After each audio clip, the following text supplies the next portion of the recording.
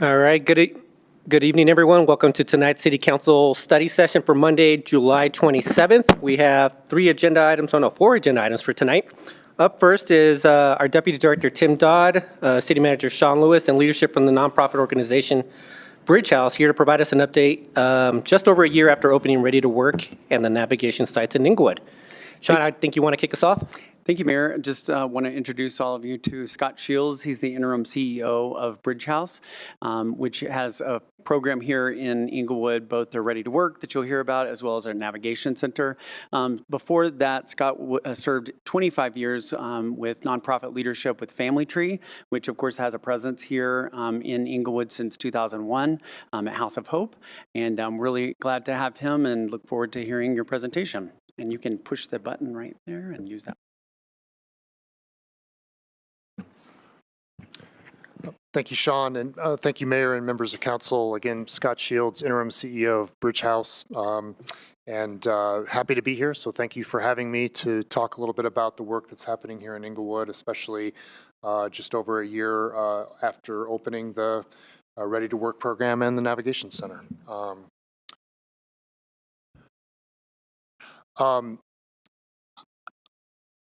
I will. So you have this deck, I think, in your materials, but just to give you a little bit of history of the organization, the mission of Bridge House is they believe in, respect, and empower people who are experiencing homelessness. They connect them to housing and employment opportunities so they can realize and embrace their future. Here is a little bit of a timeline of the organization. Many people aren't aware that it goes back nearly 30 years. Next year, I'll be celebrating 30 years here in the community.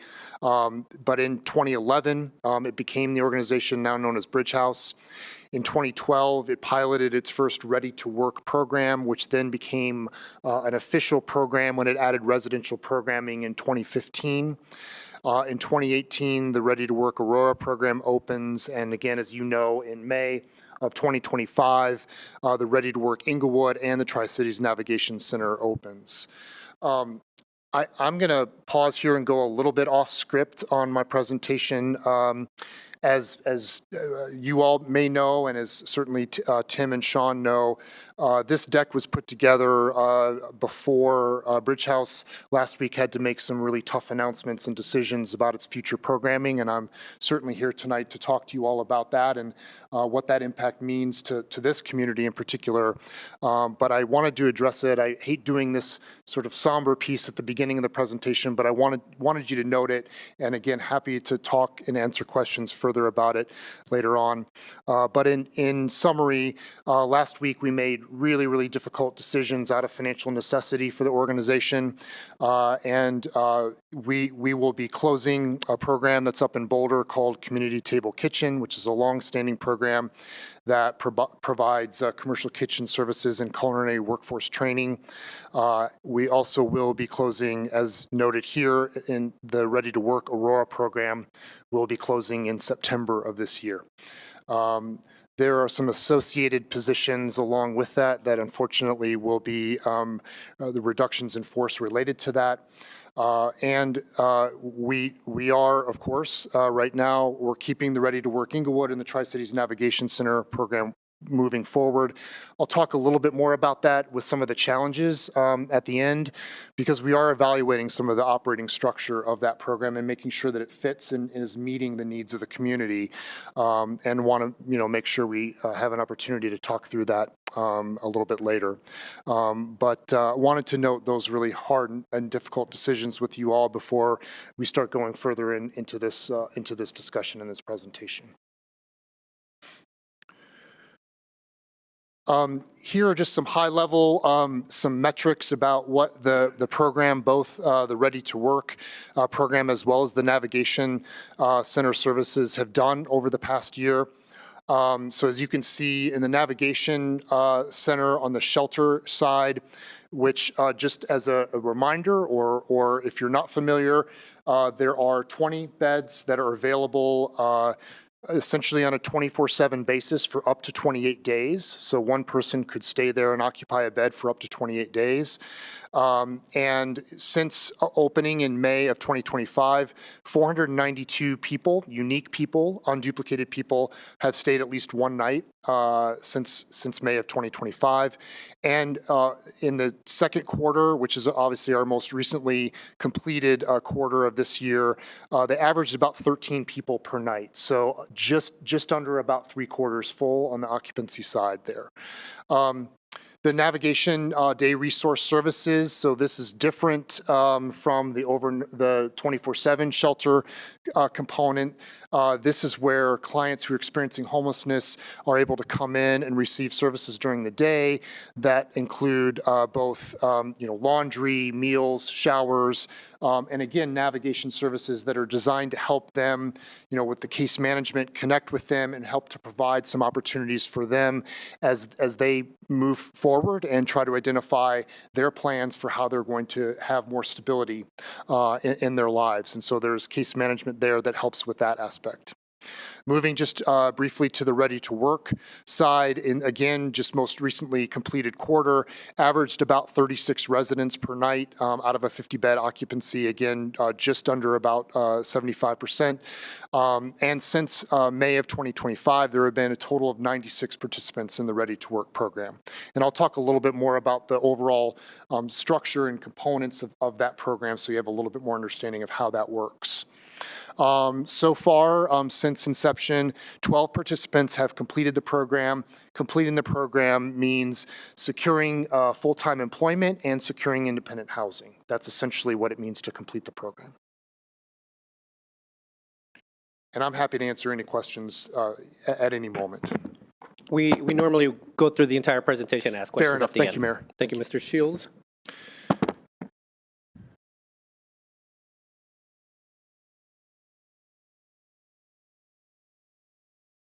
All right. So just high level referrals for the program typically come, so word of mouth. So people who've completed the program or have been part of the program over time is one of the most notable opportunities for referrals to come in. Our street outreach partners that help in making contact with folks who are unhoused and living on the streets. Many referrals come from the Department of Corrections, detox providers or substance use disorder providers. There is a significant level of substance use disorder that's in the background of people who are coming to Bridge House and receiving services in the Ready to Work program. Obviously, an entity you all are familiar with here locally, Change the Trend, makes referrals to the Bridge House Ready to Work program, including all of its partners, and a few of them are listed here at the bottom.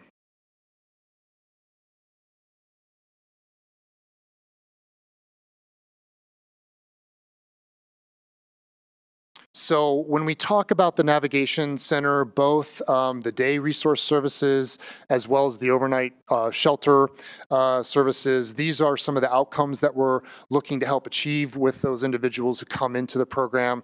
So, depending again on readiness and barriers, we might be helping them to identify and secure part and full-time employment. It could also include being reunified with family. If there's a family network or system that's available that could help with keeping folks out of shelter systems or other housing programs as necessary. It could be a referral to the Ready to Work program itself. Some people might be, again, depending on their current situation, referred to and admitted into assisted living. Again, talked a little bit about the day services earlier. Those would be the services that are wrapped around them as they come in during the daytime hours. But again, case management and other services are offered during that time as they're trying to build relationships with people experiencing homelessness and those who are unhoused to try to help identify what some of those goals would be as they're trying, again, to move forward on a journey to higher levels of stability and success. And then, again, it could be referrals, whether it's into the Navigation Center, shelter beds, or other shelter referrals for more stability and safety to try to keep people who are unhoused off the streets. On the housing side, again, referrals could be going into other transitional housing programs as necessary. It could go into the Ready to Work program, depending on current situations or presenting barriers. It could also include what's not listed here, permanent supportive housing or other subsidized housing program. Depending on the age, it could be referrals into youth programs. The organization also works to try to help identify opportunities where roommates might be able to come together and secure housing, which of course is economically often a more viable scenario when you have people who are coming out of these particular situations.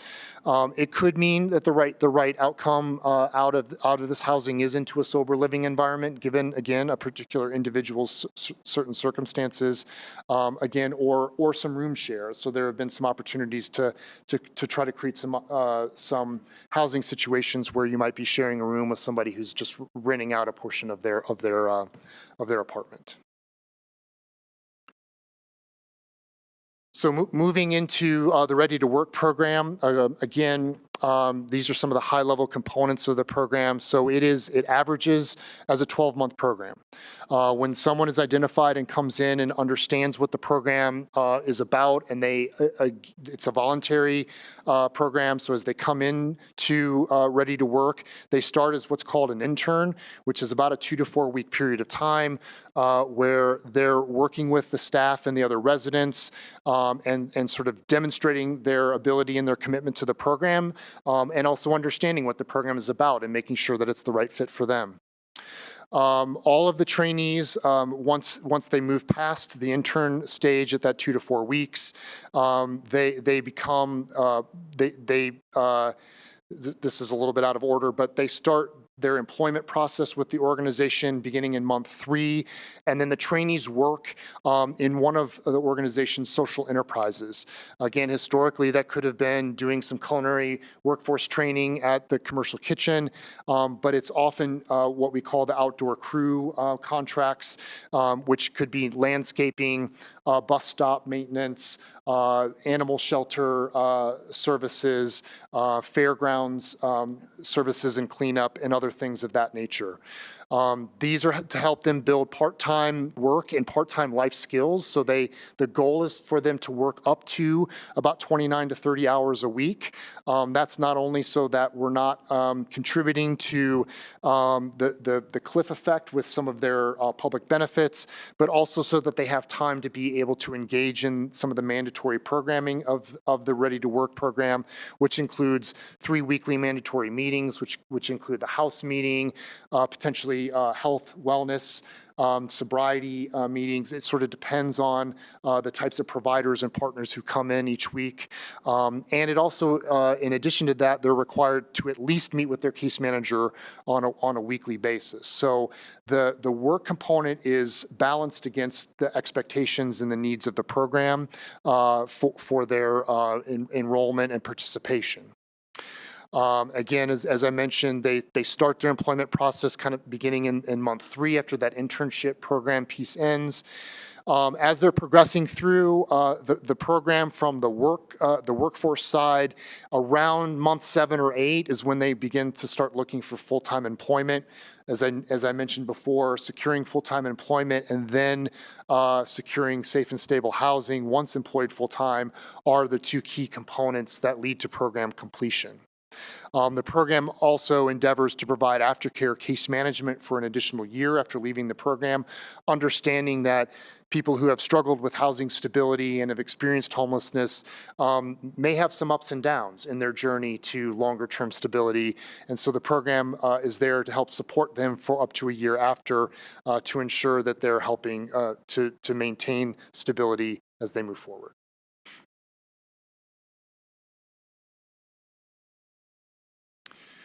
A few more, just some metrics here on the Ready to Work program.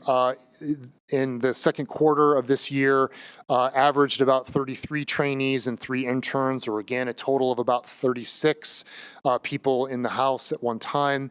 Averaged about 28 trainees total that were in the outdoor and the kitchen crews in the second quarter.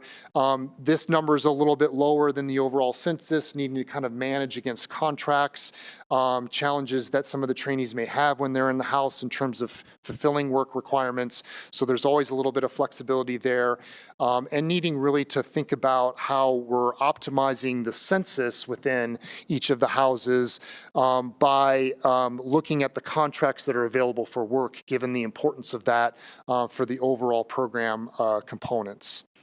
The trainees have been working in the city of Englewood since inception for up to 5 days a week, and other current contracts that the trainees in particular in Englewood service include Lakewood, Littleton, and Sheridan, obviously the Tri-Cities region here.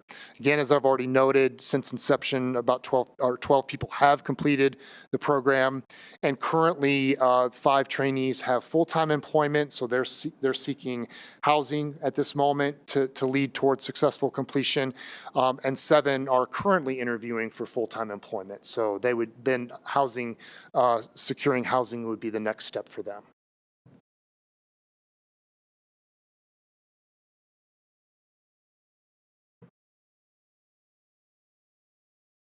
What's it on? Oh. So again, the case management side on the Ready to Work program really focuses on the short and long-term goal setting. As mentioned before, there's a significant number of residents and trainees within the program who are dealing with some level of substance use disorder. So residents are provided assistance with recovery services in a variety of manners. They also do, some of the basic work in terms of helping them obtain identification, getting connected with supportive services that might be outside of the core case management that the organization can do, and just again helping them progress through their individual goals towards those short and long-term goal identification. And then once again, assisting with securing full-time employment and their housing. So I did want to note a few of the current challenges and opportunities that are ahead of the Englewood Ready to Work program and the Tri-Cities Navigation Center. As I think many of you know, there was significant initial federal funding that was made available both for the Ready to Work program and the Navigation Center. Both of those federal funds were derived from ARPA sources, so they expire at the end of this year. In fact, they expire on October 1 and November 1. So continuing to work diligently to secure resources for continuation of operations there is a key strategic effort underway at this moment. As I mentioned, we're currently evaluating the operational structure of the Navigation Center, and particularly with respect to the day resource services. If I were to go back to the first slide, or one of the first slides where I indicated how many unduplicated clients have been served, I think it was about 227 people have been served in about 14 months. If you do the math, that's less than 1 unduplicated person a day. So we are right now struggling with the numbers of people that the day resource services are serving, really needing to take a hard look at how the services are geared towards the needs and the demands of the community. And so that's an ongoing effort that we need to be making sure that we're structuring the program in a manner that's meeting the community's needs. And that's something we need to do with all of you, with the Tri-Cities group, with the partners in the community. So those are efforts that are underway now. One of the key aspects, and I will stress anecdotally, that it's been talked quite a bit, that might be leading to some of those challenges with serving the numbers of people that the organization is seeing, are around transportation barriers. The nearest bus stop is still about a 15-minute walk away, and if we have people who are coming in with their items and their belongings, that's a fairly long walk. And so we're trying to look at if there are opportunities where we can look at some more creative solutions around that. I'd be remiss if I didn't say that the organization is challenged with some staffing shortages. that are also, contributing to some of our operational challenges ongoing that we're working to address. And, just ongoing, in particular with the Ready to Work program, trainees securing livable wage full-time employment continues to be a particular barrier to help as they're working towards program completion. So those are a few of the challenges and opportunities we have ahead of us. With that, I think that was my last slide. Mr. Shields, thank you very much for the presentation tonight. We will open up to questions. We'll start off with Member Ward. I saw a couple times on your presentation, you mentioned substance use as kind of connected to a lot of your issues. And you also mentioned some funding shortfalls. I sit on the Region 9 Opioid Abatement Task Force, and we have a large pot of opioid settlement money. I'm wondering if you have looked at tapping into one or more of the regions or possibly even the state funding for opioid abatement in order to supplement some of your funding. Thank you, Councilmember. And I think the fairest thing I can say is it's on our radar screen. We haven't figured out if that's going to be the best fit from a programming standpoint. To also to clarify what I may not have mentioned or been very clear about, recovery and treatment services are not happening in the residential environment. We're working closely with partners in the community and referrals for that type of service. Again, wrapping our head around and understanding those opioid recovery funds and making sure that they're a good fit is kind of the current phase that the organization is in, in that evaluation process. Awesome. I'll just suggest the IGA is pretty flexible as far as what applications can be used, and the Attorney General's office might be a good place to start there because they coordinate the process for all the regions. Thank you, Councilmember.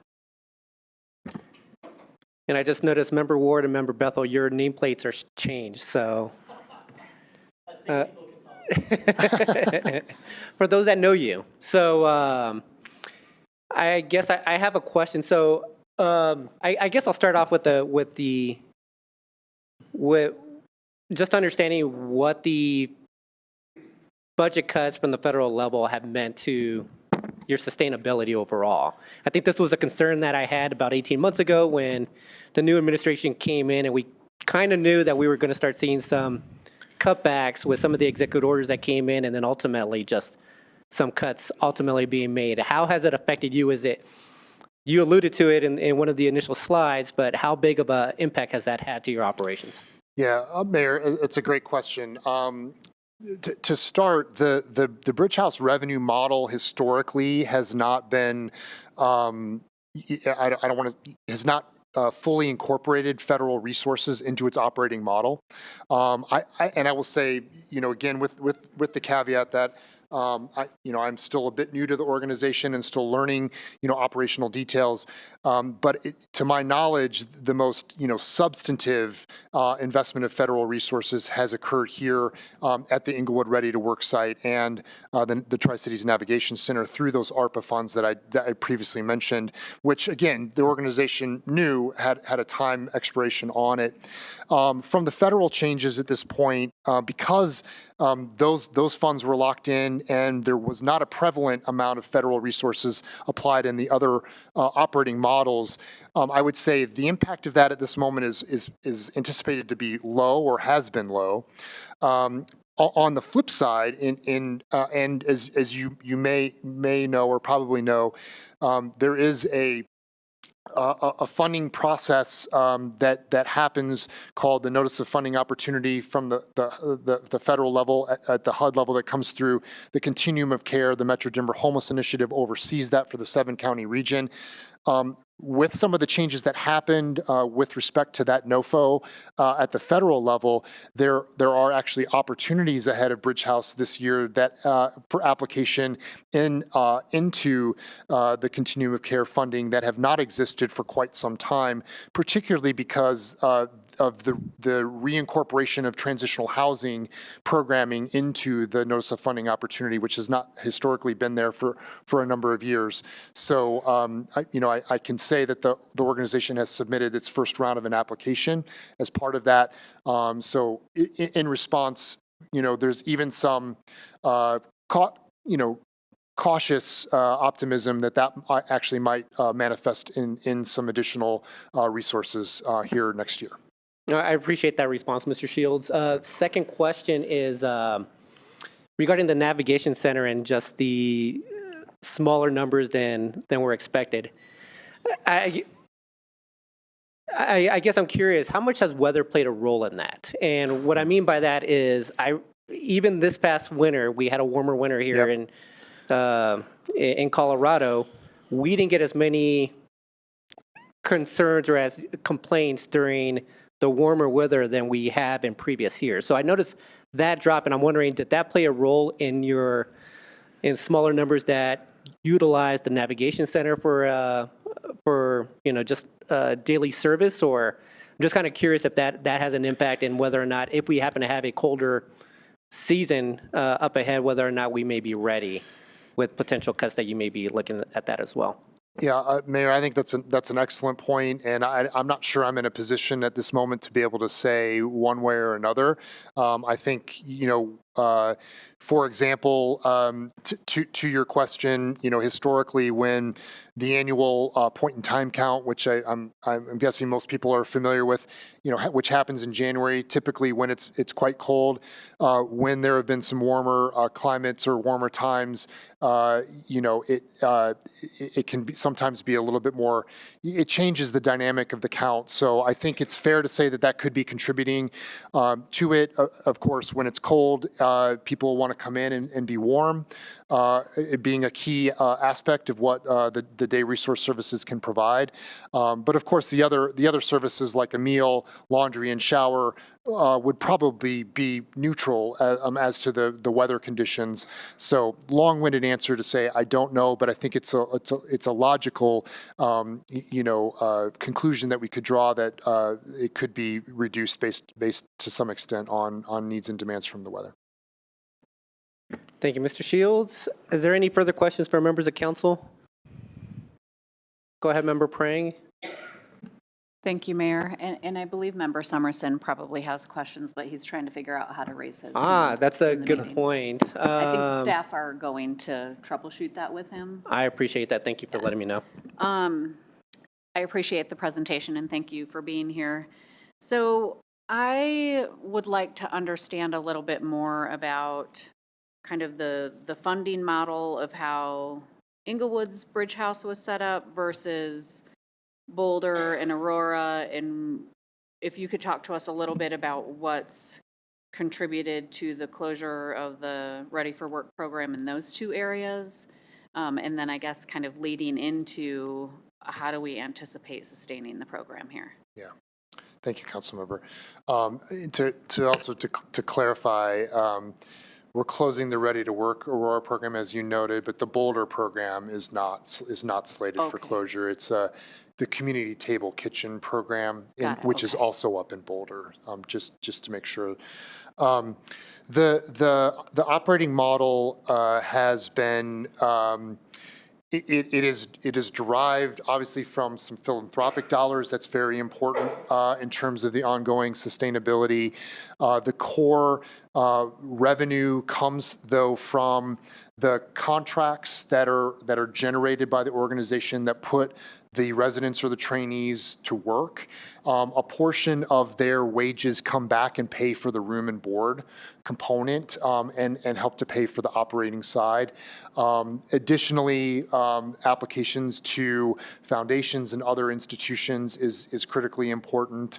But it is ultimately, it has historically, the business model has been quite dependent on philanthropic resources. This again started in Boulder, which has a fairly affluent citizenry in that region, and again, historically, the support has been quite generous in that region.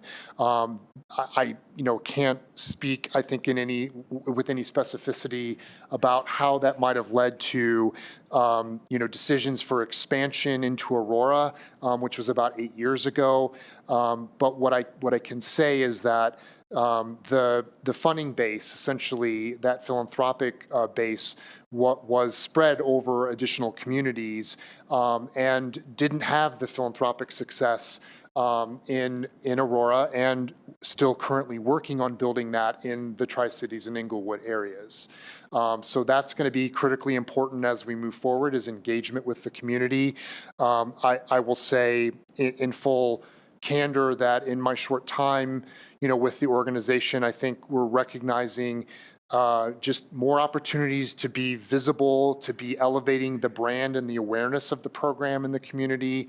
So I probably should have indicated that as well on the opportunities slide, to be making everyone aware of this work and the impact that this work has within this community and the other communities where the Ready to Work program will continue, of course, which is Boulder. So that is critical.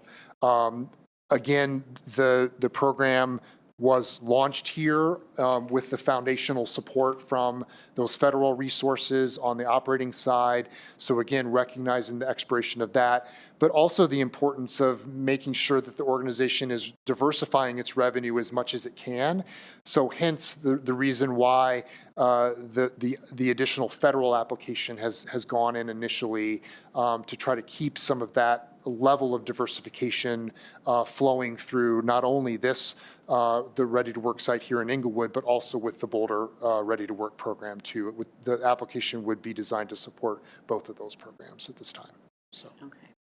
I appreciate that answer and the candor, and it appears that you have quite the opportunity to solve a challenge in front of you.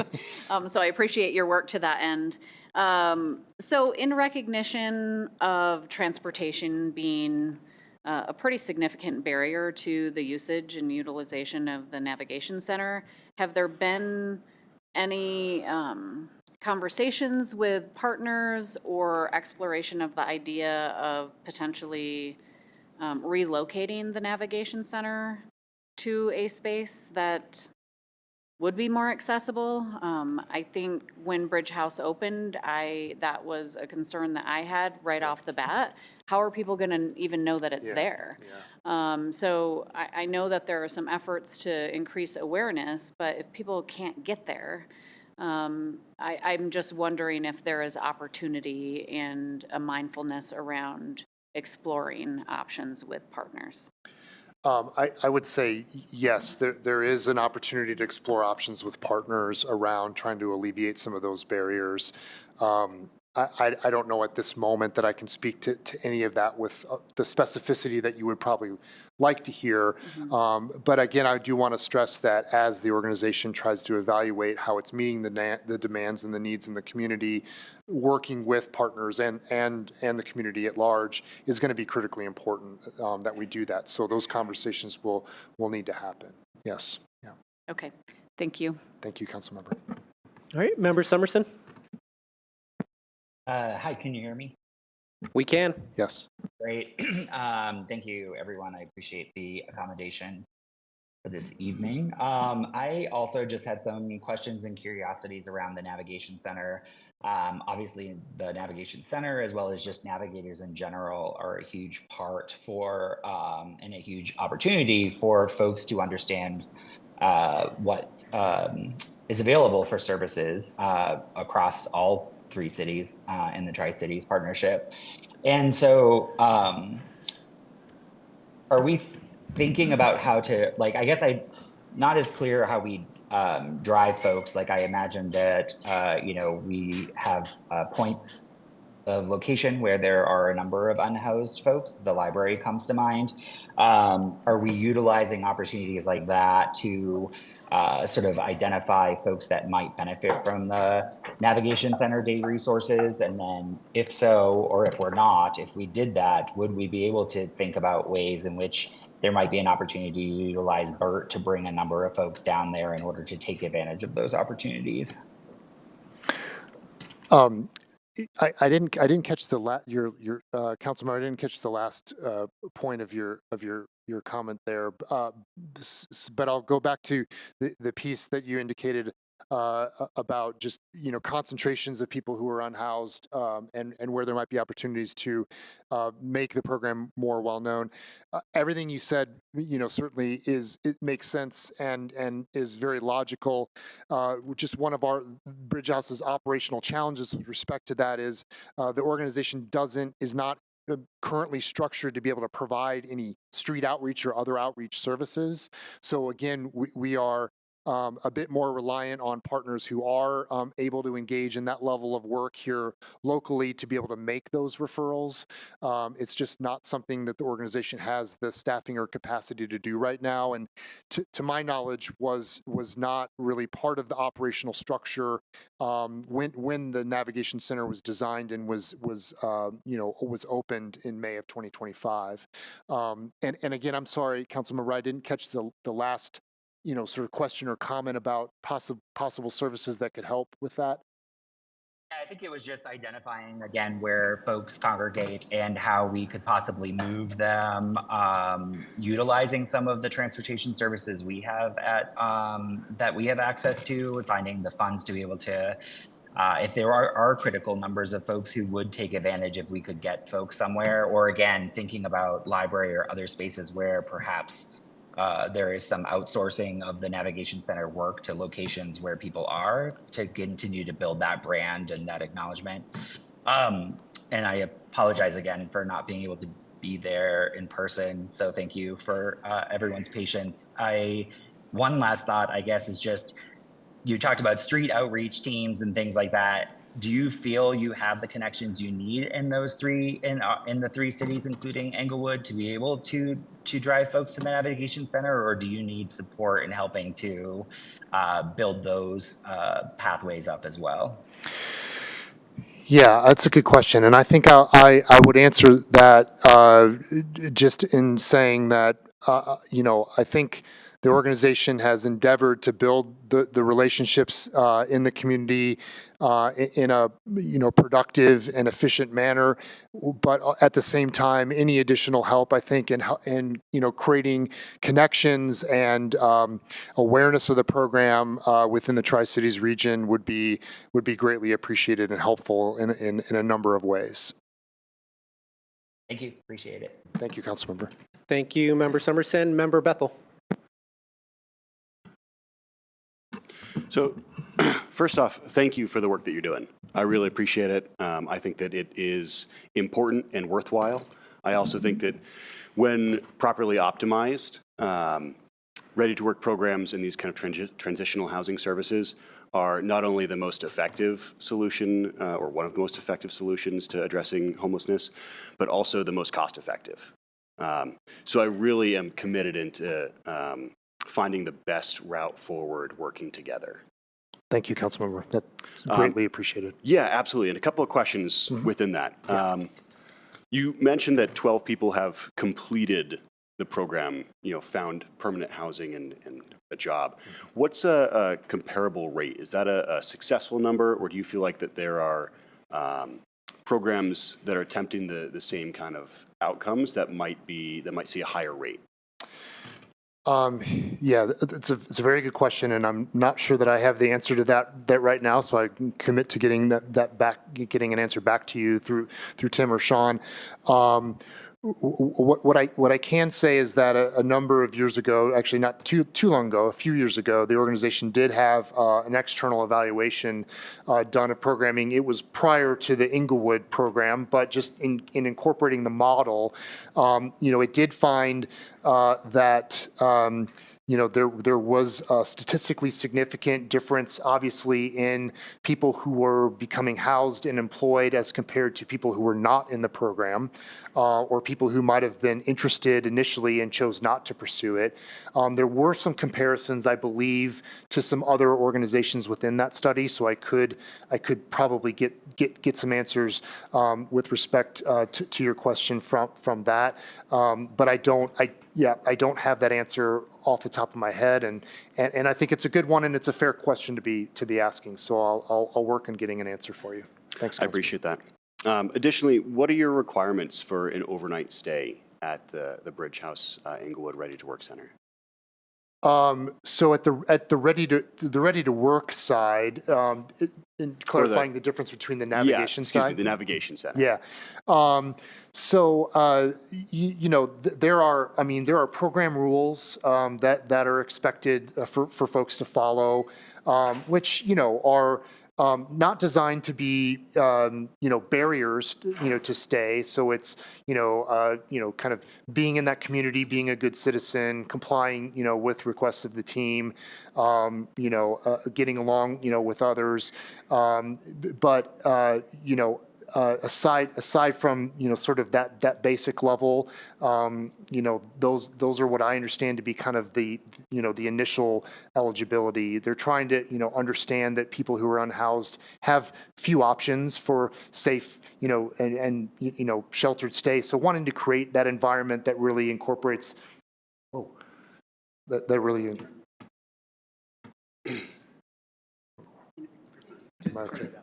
Okay. Just creating an environment that's safe for them is really what it's designed to be. So ensuring, that safety and that comfort are really key. Yeah. Great. Thank you for the answer. And then finally, are other shelters that are kind of providing similar services seeing a reduction in usage as you've described? Is there a pattern across the board, or are we able to look at the challenges that Bridge House might be addressing and identify areas in which your operations might be causing those, or correlation, causation? Yeah. And again, at this moment, to clarify, from the 24/7 shelter beds for up to 28 days, I think we could probably see some more higher, levels of utilization of those beds. But at 13 out of 20, on average a night, that's not sort of at the moment where the critical concern is around underutilization. It's more on the day resource services side. And I think, again, it's a very good and fair question. I don't have data to support it, but I will say that anecdotally, members of the team have stressed that other partners in the community are seeing higher numbers. So I will say that, which then I think leads to your question of if this is something that the organization needs to be looking at kind of internally in terms of how it's operating. I would say, yes, that is definitely something that we're evaluating and looking at. We're not saying that this is an external factor or driver. It could very well be something that we need to improve within the organization itself. But also, again, making sure that we're aligning it with, the community's needs and demands at this time. So looking for some data to support that too. I appreciate your answers. And I also expect that, a lot of the data that you might present or dive into might look at things like, transportation and how people are able to access your facility, as well as more granular details that might impact someone's usage, such as, where people store their locations or their belongings when they're utilizing these services, or, even more kind of these personal ideals that we might not think of, but impact someone's willingness to participate in a program. So I really appreciate, again, the work that you're doing and how you're evaluating where it's successful and where there's room to grow. Thank you, Councilmember. Member Russell, did you have something to add? I saw your light on. Well, I do want to, I want to add this. What my major question, Ms. Councilmember Bethel already asked that, but I do appreciate the work that you're doing. I appreciate your presentation tonight. And I'm just thankful for all of that. My question was really similar in the ready to work, that only 12 completions and 36 average beds were full every night. So it's mostly along the same lines as Councilmember Bethel. Yeah, thank you, Councilmember. And, you know, I didn't stress this, but, you know, the program is designed around a 12-month, length of completion. You know, with a desire to obviously work, with individual residents and trainees on the right trajectory for them. But, if you think about, the 12-month program, and there was some buildup, and I don't have, I have those numbers right now, but I can say it probably took a little bit of time to build the census up in the residential environment. Again, needing to make sure that the contracts were in place to be able to support the work. I think we'd always like to see more program completions. People, do come into the program, do leave, prematurely if due to a variety of reasons, and that will continue to happen. The organization has really strived overall on the ready to work side to try to meet around a 75% program completion rate. I am not at this moment able to say specifically how the Englewood ready to work program aligns with that. But I think it is probably at this moment running a little bit below, but I think understandable with just some of the startup and some of the growing pains that it takes to get a program off the ground. Thank you very much. Thank you. Mayor Pro Tem. Well, thank you for the presentation. And I think we would just, or I guess I'll only speak for myself. I'd love to see this program continue to be a success here in Englewood. And I understand the challenges you're facing. Obviously, we invested a lot of money in this program, ARPA funds that are no longer available. So the financial pipeline maybe isn't there like it was when we helped get this off the ground. But what could we do to help ensure the success of this program over the long run here in Englewood? And I know I speak also, I know Councilmember Summerson is our representative on the Tri-Cities Homelessness Policy Group, but I know there are 3 cities rooting for this program to succeed who've all invested heavily in it. So I guess my question is, what can we do? Yeah. Thank you, Mayor Pro Tem. I think kind of low-hanging fruit, again, help within your networks, your community, to talk about the good work and the impact that this program is designed, and is working diligently toward accomplishing in the community. I think that's important. As I mentioned earlier, I think there's a real opportunity ahead for Bridge House to be better known in this side of town and within the Tri-Cities region. So I think that could be really important. I think to Council, and I think I have it right, Councilmember Ward's earlier comment. I mean, just with the opioid settlement opportunities, if you do know of any financial resources or other means by which the organization might apply for or secure revenue that could support operations that would be a good fit, referring those to us would be greatly helpful. And I know municipal budgets are tight always, but I'd be remiss if I didn't say if there's municipal general fund dollars available to help support, acknowledging the significant assistance and pass-through dollars that the Tri-Cities, Englewood, and Littleton and Sheridan have already made happen, not dismissing the generosity of those. But again, I'd be remiss if I didn't say that would be greatly helpful and appreciated. Thank you, appreciate that.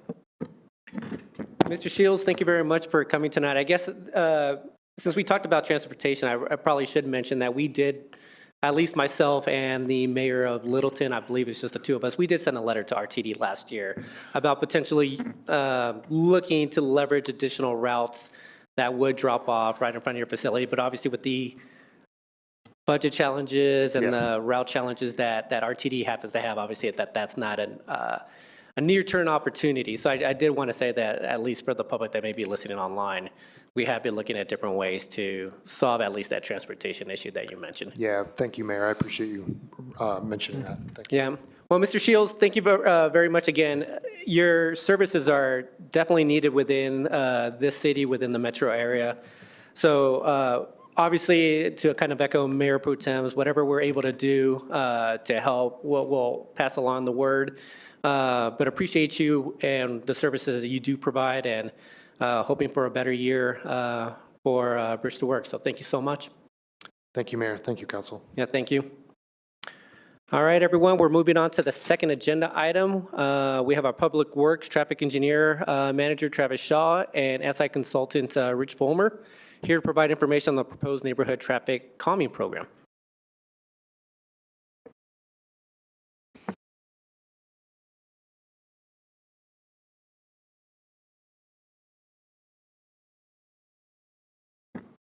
Good evening, Mr. Shaw. Good evening, Mayor, members of council. Just a moment as we get our slides up, please. Sounds good. And I think you have to point it backwards. Thank you, Sean. Good evening. So just as a quick refresher, tonight we're going to be speaking on the update to the neighborhood traffic calming program, which we've been working on, Rich and myself, for the last few months. Originally, we had brought it to a study session in February, as well as some of the other public engagements events that we did through the town hall. But we're excited to share some of the updates and how we expect to roll out the program later this fall.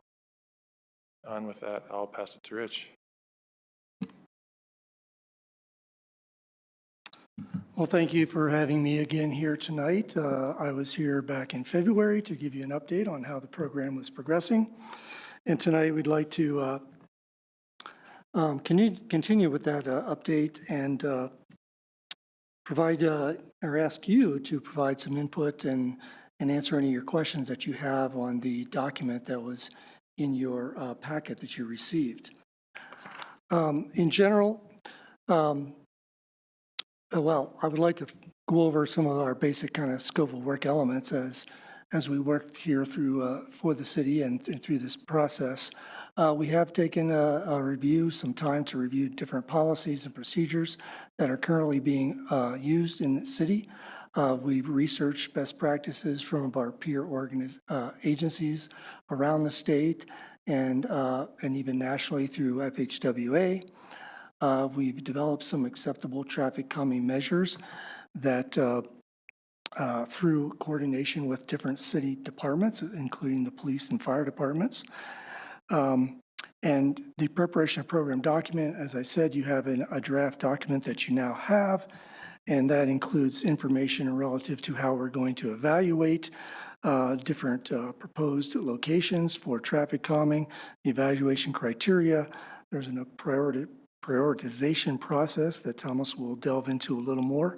And then how are we going to monitor success for the program? Still to come is some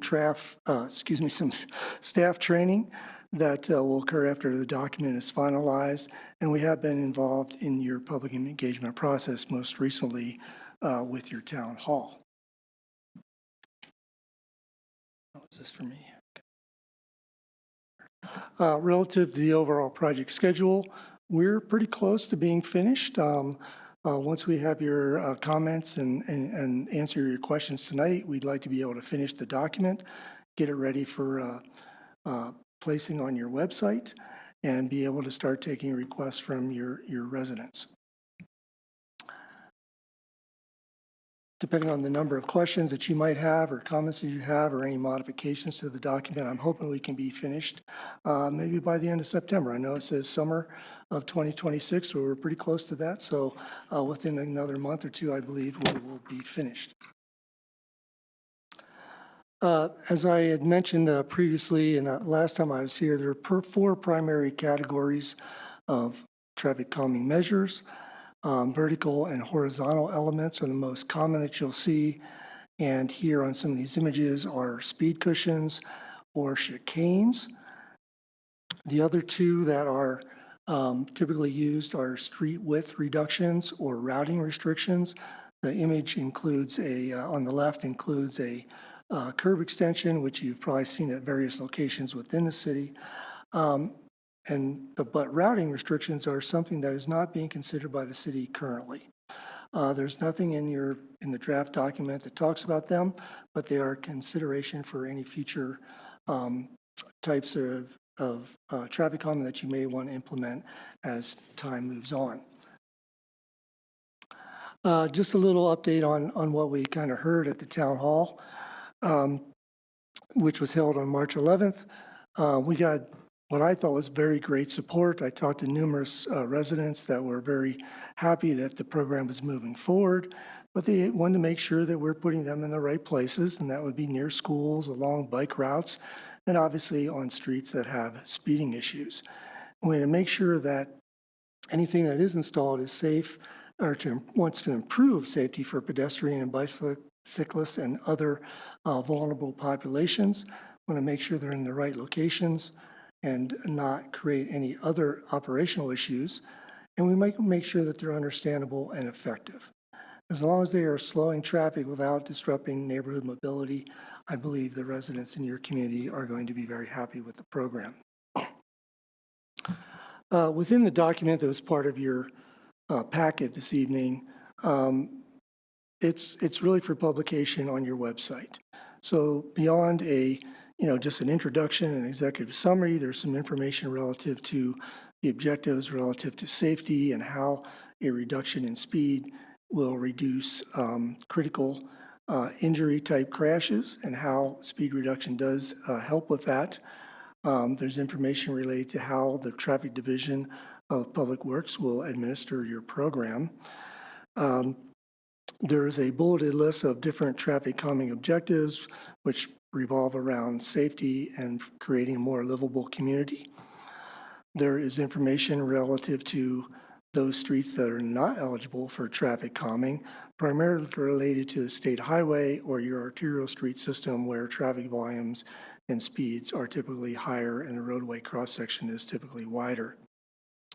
There's information related to what is not a traffic calming measure and a brief discussion again of the four main types of traffic calming that I mentioned previously. There's information related to installation considerations relative to the design and any effect that design may have. And through our coordination with the city, we have 9 types of traffic calming that are considered acceptable to the city at this point in time.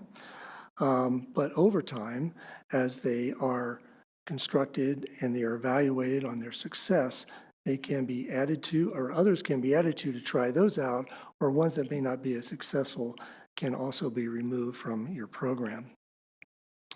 There's a prioritization process. I hope the project is successful or the program is successful such that you get numerous requests. Through our preliminary evaluation, we can eliminate certain ones very quickly relative to the type of roadway they're on, their street grade, et cetera. But how do you want to prioritize those ones that you believe have merit? So we do have some information relative to that in the packet, and Thompson's going to touch base on that a little more here in a minute or so. But how do you know if a project is successful? Well, there's typically 3 criteria that we've included in the program. Is there a reduction in speed where there are issues? Is there a reduction in crashes, particularly for vulnerable population? And when I use the word vulnerable population, maybe I should clarify that. That's typically someone that's not protected by something like a car or a truck. That could be a bicyclist, a pedestrian, someone on rollerblades or on a scooter or some type, but they are less protected than you are in your normal vehicle. And then the third thing is if you're getting positive resident support, that tells you that you're probably doing a good job as well. And of course, this is a living document. It will need to be updated periodically as you determine success or not, and as you're getting more input, as you have construction issues with certain types, just keep in mind that that is a living document and there'll be tweaks over time to continue to make this project or this program successful. Thank you, Rich. Following that, I'd just like to highlight a few things as well as some major questions that we received through some of the public engagement. More specifically, identifying and defining how this program will relate and overlap with some of the other efforts that we have going on through the city. Specifically, there's often a lot of questions relative to pedestrian crossings and pedestrian crossing improvements. Historically, and how we plan to proceed from here is that we will look at pedestrian crossings as a evaluation that considers the degree and volume of pedestrians crossing that specific location, although we will not necessarily say that we will disqualify considering traffic calming measures from those locations. An example might be if we have a crossing that's been identified for installation and we know that the 85th percentile speed is greater than 30 miles an hour, we'd be considering traffic calming measures such as pedestrian refuge islands, vertical deflection, or something else to make sure that we're promoting lower speeds across that crossing. But not necessarily to say that we have a criteria or metric within the program that directly measures and evaluates pedestrian crossings. Additionally, as it relates to walk and wheel, there was always a lot of curiosity and interest as far as how and where would we consider traffic calming measures related to neighborhood bikeways and all the corridors that were identified in the walk and wheel program. One of the main things that we were really intentional on and where we wanted to kind of create a divide between the two is the walk and wheel program outlines what I understand to be about 15% of the city's corridors. And if we created a prioritization metric that elevated the installation of traffic calming measures on walk and wheel corridors, we'd continue to see a lot of investment and a lot of resources go to those streets. Where a lot of the input we received is that traffic calming and the promoting of lower speeds was not unique to those corridors, but something that was desired citywide. Again, one way that we might look at this in the future is in areas where we have corridors that are defined as shared bikeways, promoting and making sure that we are able to deliver operating speeds of 25 miles an hour or less so that we're getting drivers to drive slower and closer to bike design speeds.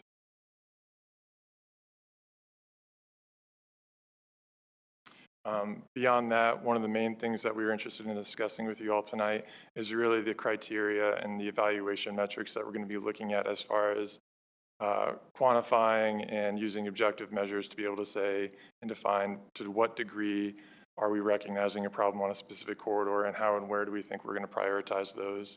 As Rich highlighted, some of the initial criteria that we may consider when we initially receive those applications will include years since the last evaluation. If we have looked at a specific corridor in the last several years, maybe with the exception of a location where we think that the recent change in land use would suggest that there's a difference in traffic volumes and speeds, we would reevaluate that location, but otherwise would say that we need to look at others beyond that. Additionally, we'll consider street grade and maybe omitting traffic calming in areas that we see extreme hills, street classifications such as arterials and state highways, as well as response time and taking that into account, primarily recognizing that we don't necessarily want to install traffic calming measures directly adjacent to our emergency service stations, or being cognizant of if we are installing something several blocks away, that we are taking that into account. Beyond those preliminary evaluation criteria points, we'll then consider things such as recorded speeds, volumes relative to congestion levels, vulnerable population crashes, vulnerable population locations or areas where we expect to see a high interest in pedestrian crossings that might otherwise not be there if it's considered uncomfortable to walk in those areas, as well as crash history. But we'll go to the next slide to speak to each one of those a little bit more in detail. This is the proposed evaluation criteria and how we are imagining that we will weight each one. Specifically for speeding, we would record the 85th percentile speed over several days and recognize that for every mile an hour that the 85th percentile is over the posted speed limit, that would be awarded 1 point, always rounding up so that we're not necessarily having any issues with decimals. But then also highlighting that for special consideration around schools, that rather than making the distinction between the recorded speed limit, or excuse me, the recorded 85th percentile speed and the posted speed limit, that we might look at a specific hour so that we're making that respective to any school speed limits that are designated in the area. For volume and congestion, really trying to recognize how, if we're ever observing cut-through traffic on our local street corridors, if and when we're ever seeing traffic volumes in excess of 1,500, or for a second tier, over 3,000 vehicles a day on a corridor that's identified as a local street within our classification map. I'm awarding points to that to discourage cut-through traffic in those areas. Vulnerable pedestrian or population crashes, again, crashes related to pedestrians, cyclists, or those traveling outside of motor vehicles. I would like to highlight, while this is a low point value, that's primarily because overall we're not seeing a really high number of pedestrian or bicycle crashes citywide, and didn't necessarily want it to skew the overall criteria or the prioritization of locations. For vulnerable population location, prioritizing and awarding points based on proximity to schools, parks, recreation centers, community centers, or things of the like, where there wouldn't necessarily be points awarded for any single land use, but more points awarded when multiple land uses or a corridor specifically identified in an application was within proximity of several of these types of land uses, as well as crash history. Crash history, LOSS is an acronym that stands for Level of Safety Service. And the reason that we're using that rather than total number of crashes is it really helps us normalize the data. If we were to base it based on a range of 1 to 3 crashes, 4 to 5 crashes, so on and so on, we're really going to start seeing that we're going to be prioritizing our collector streets and higher that naturally observe more crashes by number. But what Level of Safety Service allows us to do is make crash statistics relative to the geometry of the intersection, the traffic control of the intersection, as well as the entering volume, and can help us identify areas that are more susceptible to crash mitigation. Now, again, where Level of Safety Service 1 is an area that experiences lower crashes than others, and Level of Safety Service 4 experiences a higher rate of crashes. Beyond each of those metrics, just wanted to highlight a few things that we've recognized as far as what we've seen citywide so far. This is just a simple heat map of the historical crash trends, where there is an emphasis on crashes that are located on the state highway as well as Broadway.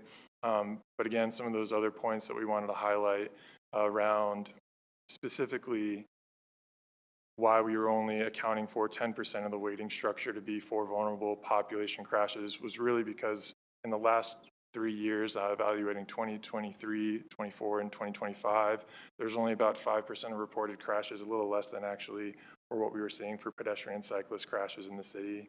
And we scored it too much higher because there is a certain degree of randomness that, with the exception of a single intersection, we're not necessarily seeing one location outside of Broadway, with the exception of Broadway, where there have been multiple reported pedestrian or cyclist crashes at a single point.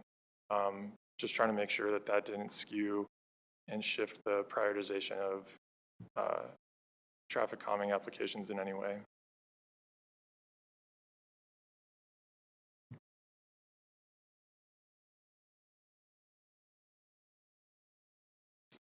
Again, this is just a simple diagram outlining where we start to see an overlap of multiple locations, where and how that vulnerable population metric might see a few locations prioritized, specifically a few corridors that stood out to me.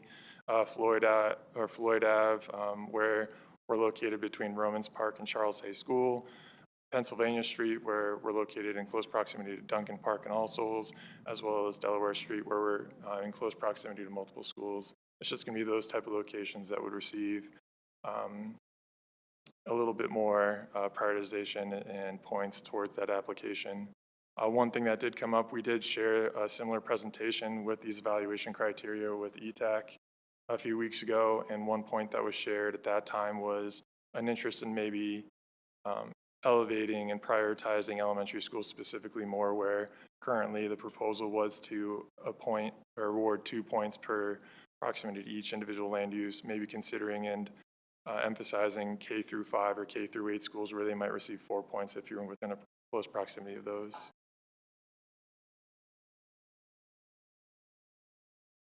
Beyond that, at this current time, while it's still somewhat in flux, given that we are trying to currently advertise the Oxford and Fox Hawk signal for construction, we anticipate that we'll have roughly $250,000 for the first year of implementation. Currently, based on estimates, just to put in perspective what types of countermeasures and how many we think we could install, That could include 5 sets of speed cushions at $20,000 each, 10 sets of paint and post bulb outs, spot means, or chicanes, which we would estimate at about $10,000 each, or 8 speed radar signs at $6,500 each. I would like to emphasize that these are primarily material and construction costs and don't account for design costs, but simplicity around some of these things, especially with paint and post design, is there would be an opportunity that we might be able to complete most of that in-house.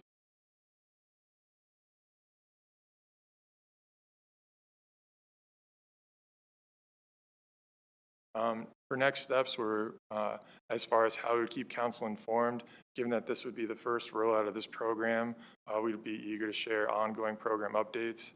Specifically, in the initial phase, it might be every 2 months, sharing updates as far as how many applications we've received and the evaluation results of those applications. Beyond that, design and implementation schedules, whether or not any of those implementations could be expedited and completed sooner as part of any existing on-call construction contracts, or if based on the requirement for right-of-way, if temporary construction easements or anything the like was necessary, if we'd have to postpone or lengthen the timeline, I should say, as well as beyond the implementation of these countermeasures, the post-implementation data collection of what we're finding, what's working well, have we seen the degree of speed reduction that we expected, and what is the input of the residents that live adjacent to the countermeasures as far as if it's aligning with their expectations.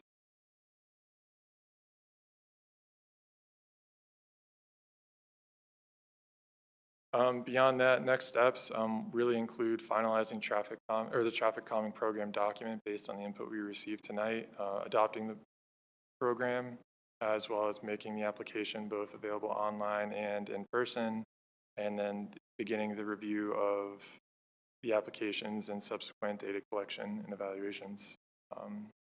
With that, happy to answer any questions anyone might have.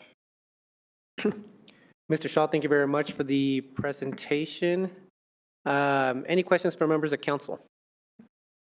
Who wants to start us off? Mayor Pro Tem, go ahead. Guess I still had my light conveniently on from before. Thank you for the presentation, Mr. Shaw. My questions are just around the criteria, I guess. Like they sound good and logical when laid out there, but some of them don't 100% make sense to me. Like the heavy weight that speeding gets. As I think of, a road like Logan, which I think has a higher speed limit, 30 or, is it, I don't know, 30 or 30, yeah, 30. Whereas I think our residential streets are 20. And it may, Bates Logan, maybe cars are going closer to the speed limit there, but they're still going at deadly speed, and there's a lot of them. And so it may not rank quite as highly on the speeding criteria because it's so heavily weighted, but still have the potential to cause significant problems. And I guess what I'm wondering is, do all these add up, and has it just been kind of sanity checked for, oh yeah, these, when we rank them, it's coming up with the same answers that we're hearing from lots of citizens? Is it matching what we're because I put a lot of weight in this on what citizens think. If they look out the window, they think cars are going too fast for the kids who happen to cross the street in front of their house. I think that matters, even if the cars are going the speed limit. Like, it's still a deadly intersection. And I'd love to make sure that the criteria are really having the outcomes that we're expecting. Have you done some sanity checks on it, that kind of thing? Yeah, I think the way I would answer that is in a few ways. Primarily, one, when we were doing the initial research of similar programs, metro area and then statewide, a lot of the evaluation criteria might have a requirement that the application might not be progressed if the 85th percentile speed was not in excess of 5 miles an hour, 8 miles an hour, or 10 miles an hour of the posted speed limit. Rather than disqualifying any application because of that, we set the thresholds such that any application would be considered regardless of where that comes in. We also try to make it rather than relative to the posted speed limit, considering should we make it relative to, say, the points of speed at which we start to recognize that the severity of crashes are likely going to result in more severe outcomes. The challenge that we recognize with that is because we're really trying to create the program or propose the program in a way that it can cover and equally evaluate locations both at local street classifications and collector street classifications. If we prioritize the higher speeds and didn't necessarily make it relative to the posted speed limit, we'd see a lot of this get emphasized on our collector streets, our Logans and things like that, rather than also kind of weighing and balancing the applications for local streets as well. So those were two of the ways that we were trying to outline, or two of the ways we were trying to outline and structure the criteria such that we address those things. Sorry, I thought I had a third one. I kind of lost it there for a moment. Yeah, I think that's... Okay, well, I appreciate that. I guess kind of a follow-up, and I get, this is partly the way I had imagined the program working is we would, you know, if 100 people are saying this intersection is where we need it, like focus more, make the criteria more about where the citizens who are actually out there watching things are seeing significant problems, and hopefully that's reflected in the data, and I think validating that's a good idea and everything. But I had imagined let's do a whole bunch of these problems at a low cost, you know, with, you know, plastic ballers and that kind of like get out there and do paint and figure out which ones like which ones have the best impact, which ones are citizens noticing, having it be a little more citizen driven and iterative, where cost isn't such a barrier, so we don't have to go, oh, it meets all these criteria, now we can spend, you know, $50,000 or $150,000 on this particular project, but oh, well, let's spend $5,000 and go out and paint some things, put up some, you know, fake planters and a fake bulb out and try to see if it starts to work and really test and iterate rather than just come up with a criteria and execute it on that. I'm just a little nervous we're going to spend a whole bunch of money on stuff that meet the criteria but don't actually solve the most significant problems. Yeah, absolutely. One other point I'll just highlight is part of the emphasis around the speeding is really that in its nature, in its like purest form, traffic calming really is in the scheme of, you know, safety on the move, vision zero, whatever it might be, more of the proactive step. And so we're really trying to identify and make those decisions primarily based on speeds rather than the reported crashes. Another area that we're really trying to lean into and be much more objective with this is because we're going to need to prioritize locations, you know, if it comes to fruition that during the map-based survey portion of this effort, we saw over 400 data points received. And while there are a lot of duplicates in that, you know, I might venture to assume that we might get over 50 applications in this first phase. And knowing that at a certain point, because we don't have unlimited resources and we're going to have to prioritize certain locations, that's the other emphasis around trying to put and score these things such that if we have to tell people no, we're just making sure that we're being consistent and impartial in that manner. Is there any, I'm not remembering this, any scoring related to, like I know that if one person, you know, makes an application, it makes it on the list, is there anything that's taken into account the number of citizens who are responding to a particular location?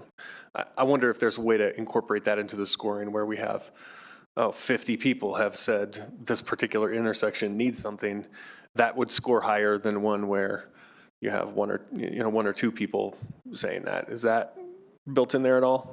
Or is it just if it makes it on the list, then we run the criteria on it? It's primarily in the preliminary evaluation checkpoints rather than within the threshold that we'll use to, you know, for lack of better phrases, warrant and prioritize locations that would receive traffic calming. It's primarily within that application stage that we encourage residents to also seek input and support from their neighbors where, you know, similar, they would sign off and, you know, buy into their support. Right now, there's not anything that we would necessarily like include any sort of points towards that, but we could go back and see if there's any way that we could introduce that. I'd be interested in that. And also, like when it comes time to decide are we just deciding the criteria up front and then sticking with it and going with it? Or are we going to score them and say, here's the ones that came up top 10 and have a staff recommendation, but the ability to really have council and even citizens look at it and go, no, this one didn't score quite as high, but we see why it could be more of a problem. I mean, just some flexibility in the criteria to make sure something doesn't fall through the cracks. Yeah, I think the main way that we accounted for that was primarily through recognizing that we were going to address this in a way that we knew that this was going to be our first approach to the program. And while we might look at the performance metrics and input that we get as far as, how effective are they, what are the thoughts that we're receiving, that as we reevaluated and reframed the program on a semi-frequent basis, didn't necessarily have a specific timeline. It would be addressed through that rather than within each evaluation period. But we could definitely put a little bit more thought to that and see if, is that addressing that question or not? Okay. Just to chime in and add something, your first comment about several residents that might be completing applications for basically the same issue or in the same block or along the same street. We have put language in the document relative to a group of residents. They should be talking to their fellow neighbors, right? Sure. Or an HOA is a good way as well to make an application. Gosh, now I had the same brain freeze as Thomas did. I was going to mention about the prioritization, and I'm sorry, I'm going to have to come back to it. All right. Well, please, if it comes back to mind, don't hesitate to pipe in and say it. I'm curious. Yeah, thank you for that, Mayor Pro Tem. Member Russell. Thank you for the presentation. I have a couple of questions. You were talking about the evaluation process, I believe, and the criteria. And one of the criteria is if we get a lot of positive neighborhood support, that will tell you that you've done a great job. What happens if you get a lot of negative feedback from the neighborhood? Tough luck, you're stuck with it. Is that what it is? I'm just curious. Initially, part of the application phase will include a step where if we're receiving the majority of residents along that proposed project location were in opposition, we would think back and potentially disqualify that location from moving forward. Beyond that, I think that's the beauty of looking at some of these temporary paint and post treatments that, in a perfect world, we'd be moving them forward in a way that ultimately they would be built in paint or in concrete and asphalt or more hard-end features. But each application of this sort of program will be cognizant as far as, are there things that we can learn each time? Are there ways that it could influence the program? But if, someone wants to go a lot faster on the corridor, feels like this is an inconvenience, the main goal of the program is to promote more safe streets and more comfort for our residents on those areas. So there is a point where, unfortunately, we might have to make some people unhappy. Okay, then my next question is, you talked a little bit about acceptable traffic calming measures that are not on arterial streets. A lot of these traffic calming measures you have already put, now maybe it's not your department, we're putting on Broadway. I don't know if any of you have any idea how angry the people are.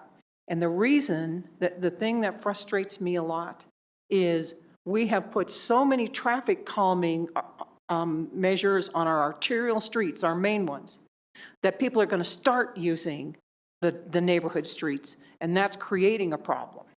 And I can just name a couple of things. For one thing, Oxford, the bulb outs into Oxford eliminates the right turn lane. So I don't know if you know how busy it is on Oxford during rush hour. I believe that that line of traffic will be backed up from Broadway all the way to Santa Fe because people will be in line that just need to turn right, and that would have been facilitated. It's just, I guess, I have some issues about what I feel the attitude is. I totally agree with what Mayor Pro Tem Anderson shared about doing it the other way. Our job sitting here on council is to listen to our constituents. That is not staff's job. And so if people have an issue, they should be coming to council. And so I think that we're going to create problems that people are not going to be happy with. And you just sat there and said, well, I guess we'll learn from that, but that place is stuck with it. I think the main way I would answer that is, while we look at these evaluation metrics, again, it's really looking at where and how are we reducing speeding and identifying speeding. If we were ever installing something specific that was going to modify the traffic control or lane alignment at an intersection such that we were removing lanes, changing the capacity of the intersection or anything else, that would go a step further and really go through a more standard traffic study that would evaluate the before and after conditions, growth rate assumptions relative to that, so that we could speak to all those things, both today without that lane and in the future. How does that impact, address, and influence traffic in the area? It wouldn't just be based on this criteria, but as they get a little bit more complicated, like you're pointing out, it'd be more in depth so that we could make sure that we're recognizing all those impacts while we're in the design stage. Thank you. Member Summerson and then Member Prang. Hello, thank you for the presentation. Just a couple of higher level questions, I think. I know the state just passed a number of items around school zones, and I was just curious whether or not that was part of at least the consideration of some of the putting together some of this plan on traffic calming. I believe there's like new distances, expanded school zones, opportunities for other kinds of enforcement around schools. Yeah, specifically the legislation HB 26-1318, the way that we recognize that and how it relates to the traffic calming program and the criteria are two ways. One, the school zone requirement is set at a minimum of 200 feet, but then promoted at a maximum of 1,000 feet, where we look at the population or the proximity to vulnerable population locations. That was set at 2 blocks, which is closely aligned to that 1,000-foot requirement. Additionally, originally when we were drafting the program, the measurement as far as how we were documenting and recording that differential of speed was between the daily 85th percentile speed and the posted speed limit. But one thing that we went back to was saying, specific for school zones, can we make that evaluation specific to the hours of school zone operations when school zone speed limits are active, and drawing that comparison during those hours as well and using the higher of the two differences. Great, thank you, I appreciate that. And then just in one of the call outs toward the end, there were just a few examples of what something might typically cost. Radar signs was listed as one of them. Those are considered informational measures, is that accurate? I apologize, I'm not sure as far what you mean by informational measures. I guess there's vertical, there were like the vertical, horizontal, and then there are some that are just informational, right? My understanding of radar signs is that they are intended to suggest a behavior change. They don't maybe change the behavior. And so I was curious what your thought is around the value of those versus some of the other measures, if we were considering measures up to a particular budget. Absolutely. They are considered informational, but one thing that we can do when we install the driver feedback signs, we do have the ability to continue to monitor speeds through them. And although there's a perception that the speed reduction benefit of them does deteriorate over time, data that I've pulled from others in various deployments have suggested that it does stabilize at a point lower than the original report without them being permanently placed. Great, thank you. Member Prang? Thank you, Mayor. Thank you to both of you for the presentation and all the work on this.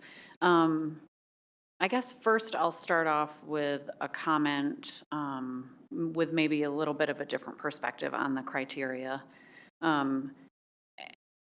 As much as I do appreciate that we have residents that are very mindful and kind of watching their space and watching the safety of their space and can bring that information forward to us. I do appreciate there being some criteria applied to the applications in the sense that I think it perhaps provides some assurance that resources can be shared throughout the city and that it removes some of the subjective nature of decision-making that could potentially fall in the lap of city staff.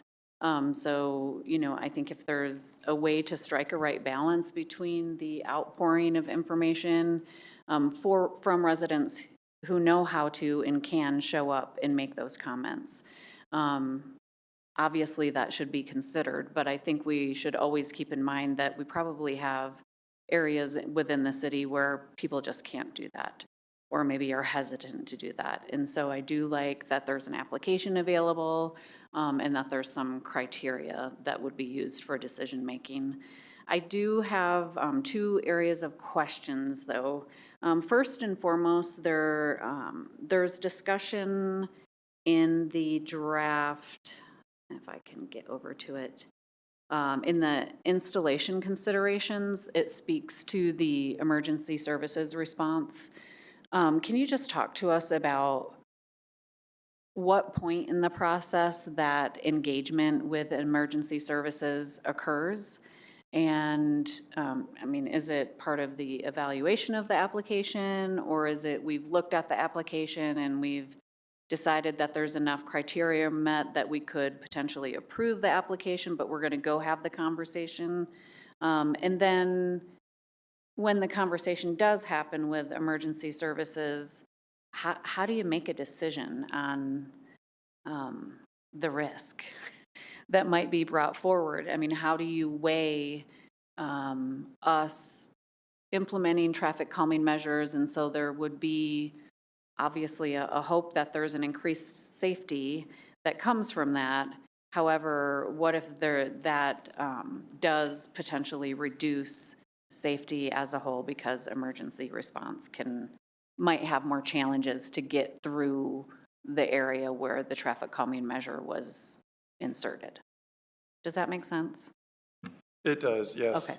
Okay. So I think there's 2 ways. One where it's a little vague in how we presented tonight. I apologize for that, where if it was a request immediately adjacent to an emergency vehicle station such that every single trip or the vast majority of trips that would enter or exit that facility had to pass that location, it would likely be disqualified. But beyond that, if we start to get several blocks away, but we still know that it's a primary route, it would be during that evaluation step where even though another portion of the document kind of highlights based on the classification or volumes of streets, what are the preferred levels of treatment, or maybe more specifically, where is something like vertical deflection appropriate? Would we factor in and say, although vertical deflection might work on the street because it has 1,200 vehicles a day, because it's still servicing the majority of trips in and out of that station, should we narrow the list of countermeasures that we're considering that location such that we're finding that balance and we're making sure that maybe there is a little bit of element of shoulder friction applied, but something that maybe we could focus more internally to the blocks and not have as much of an impact to the turning movements, especially at our local street intersections that are much narrower and may not have as much of an opportunity as some larger intersections to say have intersection narrowing, curb extensions, or things like that introduced. Okay, I think that's very helpful. And so in approving an application and say the residents or a resident who's applying has a particular desire for a particular kind of design, if you were to see, you know, a risk in emergency response or that it could interfere, then you would go back out and engage with either that person or those voices to say, here are some, we know you'd like to see this, but here are other solutions that we think would work better because of this other issue that we have to include in our thinking. Yeah, it's not anything that we've absolutely finalized, but it is something that we want to find a way to make sure that anyone who had originally signed off or, co-signed that application would be made apprised of what are the updates, how is the application progressing, and if we originally thought that we were going to be considering a narrowed view of maybe 3 types of traffic calming measures, and we've updated that to 1, or maybe even gone outside of that because of something that we've recognized through design, finding a way to make sure that those updates are being shared soon and in a way that is accessible for all of those applicants and the co-signers, such that, again, everyone's up to speed as far as how it's tracking and progressing. Okay, thank you. And then the other interest I have is around what type of kind of environmental scan, and I'm sure I'm not using the right words, but if you receive an application and there's criteria met and there's a known issue in a particular area, and we want to insert traffic calming measures, but there may be situations where there's water flow considerations or a road slants in a particular way, how do you include that in the process? So you've got an application that looks good on paper, all the criteria is met. Now you're looking at what the solutions could be for that area. How do we make sure that we're looking at implementing measures that will not add to an existing issue or have an unintended consequence, I guess? Yeah, in the implementation portion of the document, we speak to design considerations. So one of the major ones, to your point, is drainage. Are there opportunities to, introduce these permanent countermeasures in a way that we can also maintain conveyance? Does that require the installation of chase drains? Does that require the extension of stormwater mains, whatever it might be? It goes on to speak to several other points. I might turn to Rich and see if there's anything you would add, but something that we'd want to make sure that from a variety of perspectives, knowing that, while we may be operating the traffic in the area and introducing these countermeasures, that we still need to make sure that crossings, drainage, all the other services that are provided are maintained as well and not compromised. Okay. Do you have anything to add, Rich? Thank you. I appreciate those answers. Mr. Follmer, you have something to I was add? going to say, just to say there's probably a variety of design considerations that have to be understood and evaluated for different situations beyond drainage. You mentioned the slope of the roadway. Yes, all those things will have to be considered as they move forward through the evaluation process and once deemed valid and design is actually commencing, that all those kind of things have to be taken into account. You had a question about, when does that kind of coordination with emergency services or other departments occur? I think it's best, and it is identified through the flow chart that is in the document, that you want to get through that first check off of, should we not even consider this period, due to, it's on an arterial, the request is on an arterial, or there's some other issue. But then the more detailed threshold criteria that requires the city to actually go out and collect information and traffic volume, congestion, speeding information, et cetera. Once you get past that and you say, okay, this is a project that I can really consider, then it talks about how coordination with the neighbors on what may be acceptable to them, coordination with different emergency services, police department, fire department, et cetera, to see if there's even an idea that's not going to be acceptable to someone, its location, et cetera. A variety of factors go in that usually, I think anyway, would occur after you've gone through those very preliminary and then evaluation through some of those criteria. After some data collection, that's when that would occur. Thank you. Member Bethel. Thank you both for your presentation this evening. Thanks for your work on this project so far. Quick question, or maybe not that quick, I don't know. To what relationship do posted speed limits and MUTCD guidelines have with the toolbox available to us when building and looking at traffic calming solutions?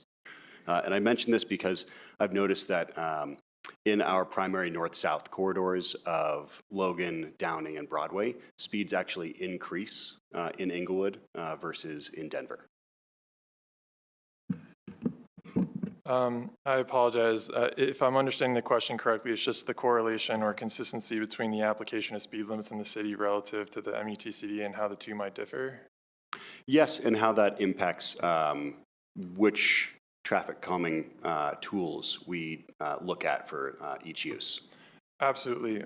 So while historically it was very common for speed limits to be set with the 85th percentile speed, most recently with the 11th edition of the MUTCD, that does take into account the fact that engineers are encouraged to consider the context of the road and not necessarily rely solely on the 85th percentile.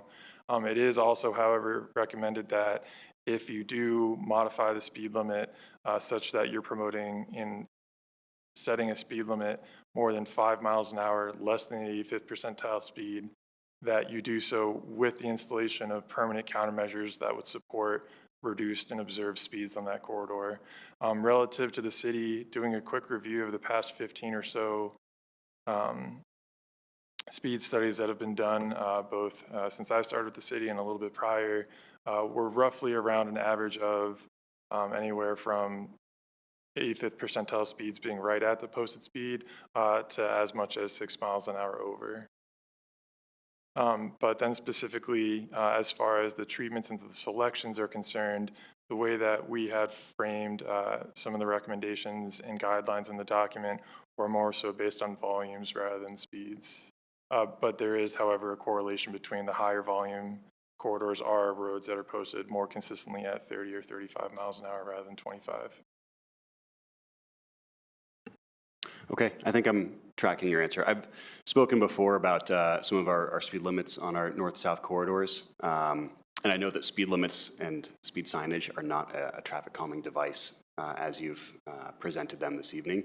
But as we look at neighborhood traffic calming, I'd love to also keep an eye on our posted speed limits and how we can have those two work together. Absolutely. Mr. Shaw, I just have a couple of questions. One, and I think I'm just trying to get a full picture of everything that we're trying to do around traffic calming. But within this document itself, it does highlight that Santa Fe, Hampton, Bellevue, CDOT roads are excluded. But it also mentions that we're excluding some of the local streets like Logan, Dartmouth, Floyd as part of this traffic calming item. If you read the document itself, it's not highlighted in blue. So that's what I'm trying to understand is, was that an error in terms of what? It's on page 12 of the packet, but it basically states eligible and non-eligible streets, basically the arterial streets that are not eligible for installation of traffic calming installations. It has Evans, Yale, Dartmouth, Old Hampton, Oxford. So I'm just trying to understand, is that part of because obviously we're doing traffic calming there with the roundabouts that are going in on Logan and Clarkson on Dartmouth. So am I missing something about what type of traffic calming measures we're doing on those streets? No, that's something that I'll be sure to go back to and look at and make sure that is accurate. The main intention was to say that we would not be considering traffic calming on arterial streets. There were some areas where, based on the road classification map that we've referenced in this program document, that primarily identifies Broadway and University as the main two corridors or the multi-lane corridors that would not be considered. But we'll go back and make sure that both the references, the legend, and the map are articulating that correctly. Okay, so because I guess the question I have is when, and I think some families in Englewood would attest to this, we're a pretty small community, so getting from one point to another forces you to cross Dartmouth, Logan, even Bellevue. And so I would like for us to at least have a plan, at least for those CDOT roads, how we can better communicate with our partners about what we're trying to achieve in Englewood in order to get from one place to another. Because anybody that is living on one side of Bellevue and wants to make it over to the southwest corner of Bellevue and Broadway, they have to cross that busy intersection at one point or another. So I'd like us to at least have a plan for that as well. And I think within the document itself, it states that it is part of a broader program within the city, but just not a part of the neighborhood traffic, or at least part of this document. So that's one thing I wanted to just point out. Secondly, as part of the scoring, I think this is, one of the concerns I have about this is that it's measuring the number of cars and not necessarily the increase in the number of people that are trying to move around our city. And the point that I've brought up in the past is just the fact that we've made such investments in our parks, and we will be making future investments in our parks. That is just going to mean that there's going to be more people that are going to be walking or riding their bikes to those parks. We've seen it with Base Logan Park, but the criteria that we're using is still the number of vehicles that are moving within that area. So to me, it's, again, every type of documentation we have, and even from the state, the car is the protagonist, and it's always the main character in our story. But I want us to have a shift in the thinking in that, how do we move everyone else safely around our city as well, when we're only considering the cars as really the main point that's driving our decisions, or at least a major point in our decisions. But Yeah, we had tried to account for that in the introduction or addition of the vulnerable population locations, and just saying that it wasn't necessarily just going to be schools or parks, but a combination of all those. We could certainly go back and reevaluate based on what locations would fall within certain proximities of the parks. How do we maybe rebalance that to make sure that that is accounted for a little bit more and balanced a little bit more? yeah, that's the one thing that kind of stuck out to me, is that we're still looking at the cars as the main driver there. But I think we need to really consider just again, when I look at Bates Logan's Park, I see a lot of kids that are riding their bikes there without parents. And I know that the parents in the neighborhood, because they've spoken to me, say that they have concerns about not having a push button light that allows them to walk across. So that's one thing. And then I'll bring this up as well, just because I don't want to make it sound like, again, this is just anecdotal on my side, but the 8-speed radar signs, and I think Member Summerson was kind of alluding to this, do those actually work, or does it make more sense for us to utilize those funds either towards speed cushions or chicane, spot medians, something other than that? To me, again, it's anecdotal. I just see people seem to speed up whenever they happen to see a speed radar. But it's not everyone, but I'm just kind of curious whether or not it would be an effective use of our funds. They do work, and while they might not have as much of a reduction in speed as some of the other countermeasures, especially those that are more fall into the category of vertical deflection, the main benefit of keeping them is maybe in that situation that going back to the design considerations, if there's a variety of reasons why other traffic calming measures aren't feasible in that location, it could also be that last resort, so to speak, is maybe one other benefit I see of keeping in there, but won't necessarily be the first thing that we reach for, so to speak. Yeah, I appreciate that, Mr. Shaw. Member Russell, go ahead. Thank you. And thank you, Mayor, for what you just shared about arterial streets, because I just remembered that I've really been talking about this probably for the last 4 or 5 years. Really, Logan and Downing are arterial streets, because there are people that take Logan all the way into Denver to go to work every day, and Downing also, and they come back that same way. And I think at rush hour, those roundabouts at those locations, it's going to be impossible to get into those because of that. My understanding, again, of the classification of the breakdown is primarily that prior to my time at the city, that it was reevaluated and gauged based on the known and measured number of vehicles on those corridors. Where an arterial classification corridor might begin at 15,000 vehicles a day, Logan Street operates, I think as we approach 285 and Yale, maybe gets closer to 8,000 vehicles a day, but then as low as, again, 2,000 to 3,000 closer to 285. And then Downing is right around 5,000 from some of the recent counts that we have. So again, it's that distinction and measurement below that threshold that I believe is why they're currently classified as collector streets. Okay, thank you. All right, last question. You mentioned there's $250,000 in the first year. When is the first year? Are we currently in the first year? Yes. Okay, so what's the next step in terms of starting to put shovels on the ground and start putting some of these projects in place? It would be going back and accounting for all the comments and discussion points that we've had tonight. And then beyond that, adopting and making the applications available. From there, it would be utilizing a variety of means to install those countermeasures once we've gone through the evaluation.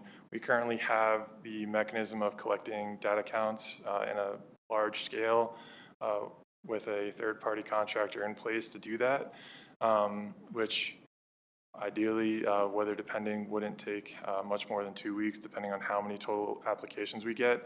But then it's really based on the locations of the applications, and otherwise some designs might be a little bit simpler and more straightforward.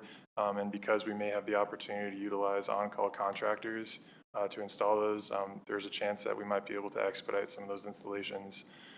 But whether it's more milestones and coordination points with stormwater, with PD, fire, whoever it might be, I won't pretend that we're prepared to spend all of that by the end of this year. Yeah, I just know that there's traffic calming measures that can be done within the city that would be high priority, whether or not they're like the 5 or 8 highest priority. I also don't want to go the route where we start using on-call services that may be a little bit more expensive and means that we would not get the most bang for our buck. I don't want to go down that route, but I do see this as a high priority for our city and would like to expedite it, but not in a way that we don't get the most, like I said, bang for our buck. But I think a majority of council will probably be in agreement with that as well in terms of that. So, all right, I see no further questions. Mr. Follmer, Mr. Shaw, thank you very much for the presentation tonight. Before we go to break, we have one other agenda item, should be a quick one. We have a general fund monthly update. We have our Director of Finance, Kevin Engels, here to provide information on the June 2026 general fund. Good evening, Mr. Engels.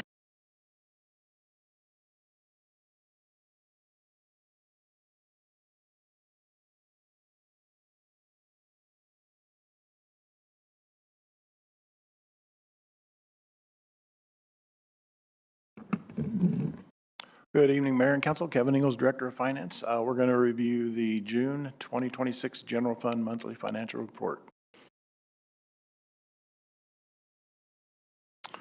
First up is revenues. Overall, we're at 51.7% of the budget. A couple of items to point out. Sales tax, we're up about a little over 5%. That was closer to 6% up a few months ago, so we may be seeing some softening on that. But when we do the July report, that will include our second quarter collections. So hopefully we'll have a stronger idea which direction we're going on that. Overall, about 3% up for all revenue categories.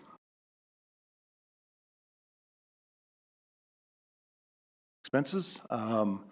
Overall, we're at 46.8% of budget. That compares to 49% last year, and we're down about 1% across the board, or $300,000.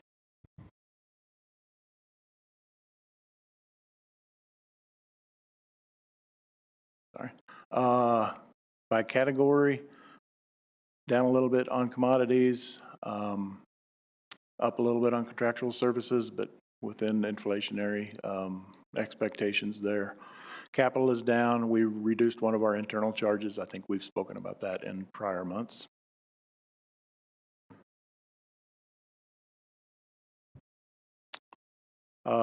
Surplus or deficit, we're currently at a $2.6 million surplus.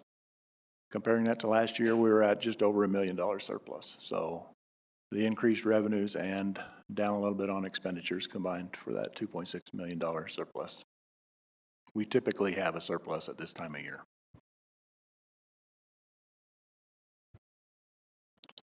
No changes in transfers. Here is your fund balance composition. Total fund balance through June is $19.3 million.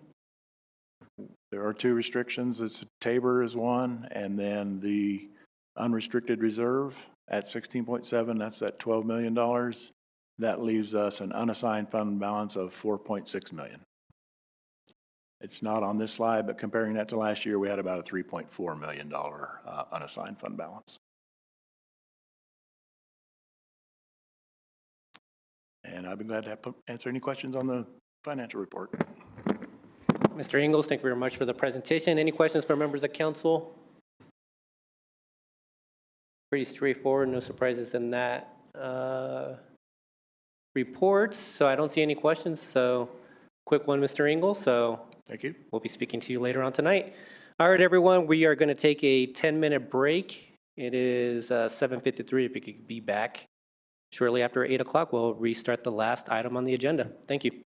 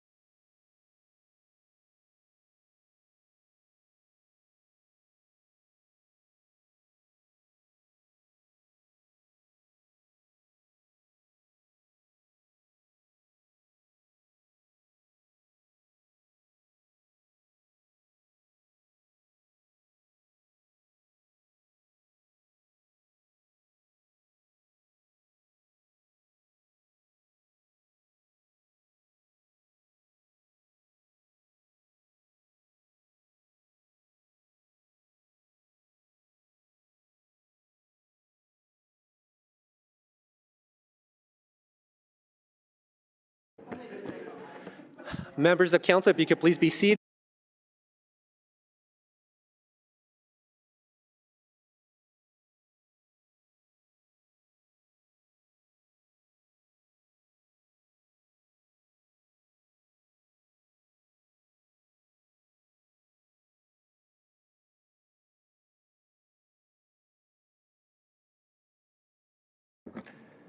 Members of council, if you could please be seated.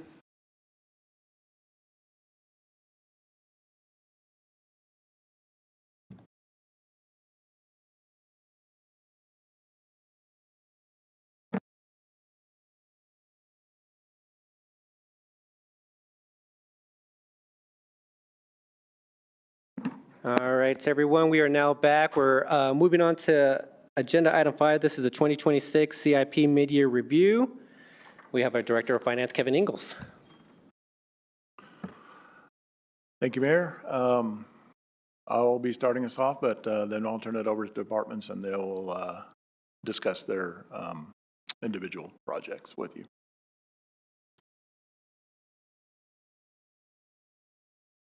These first few slides just go through the process. I'm not going to read through those with you unless you have questions.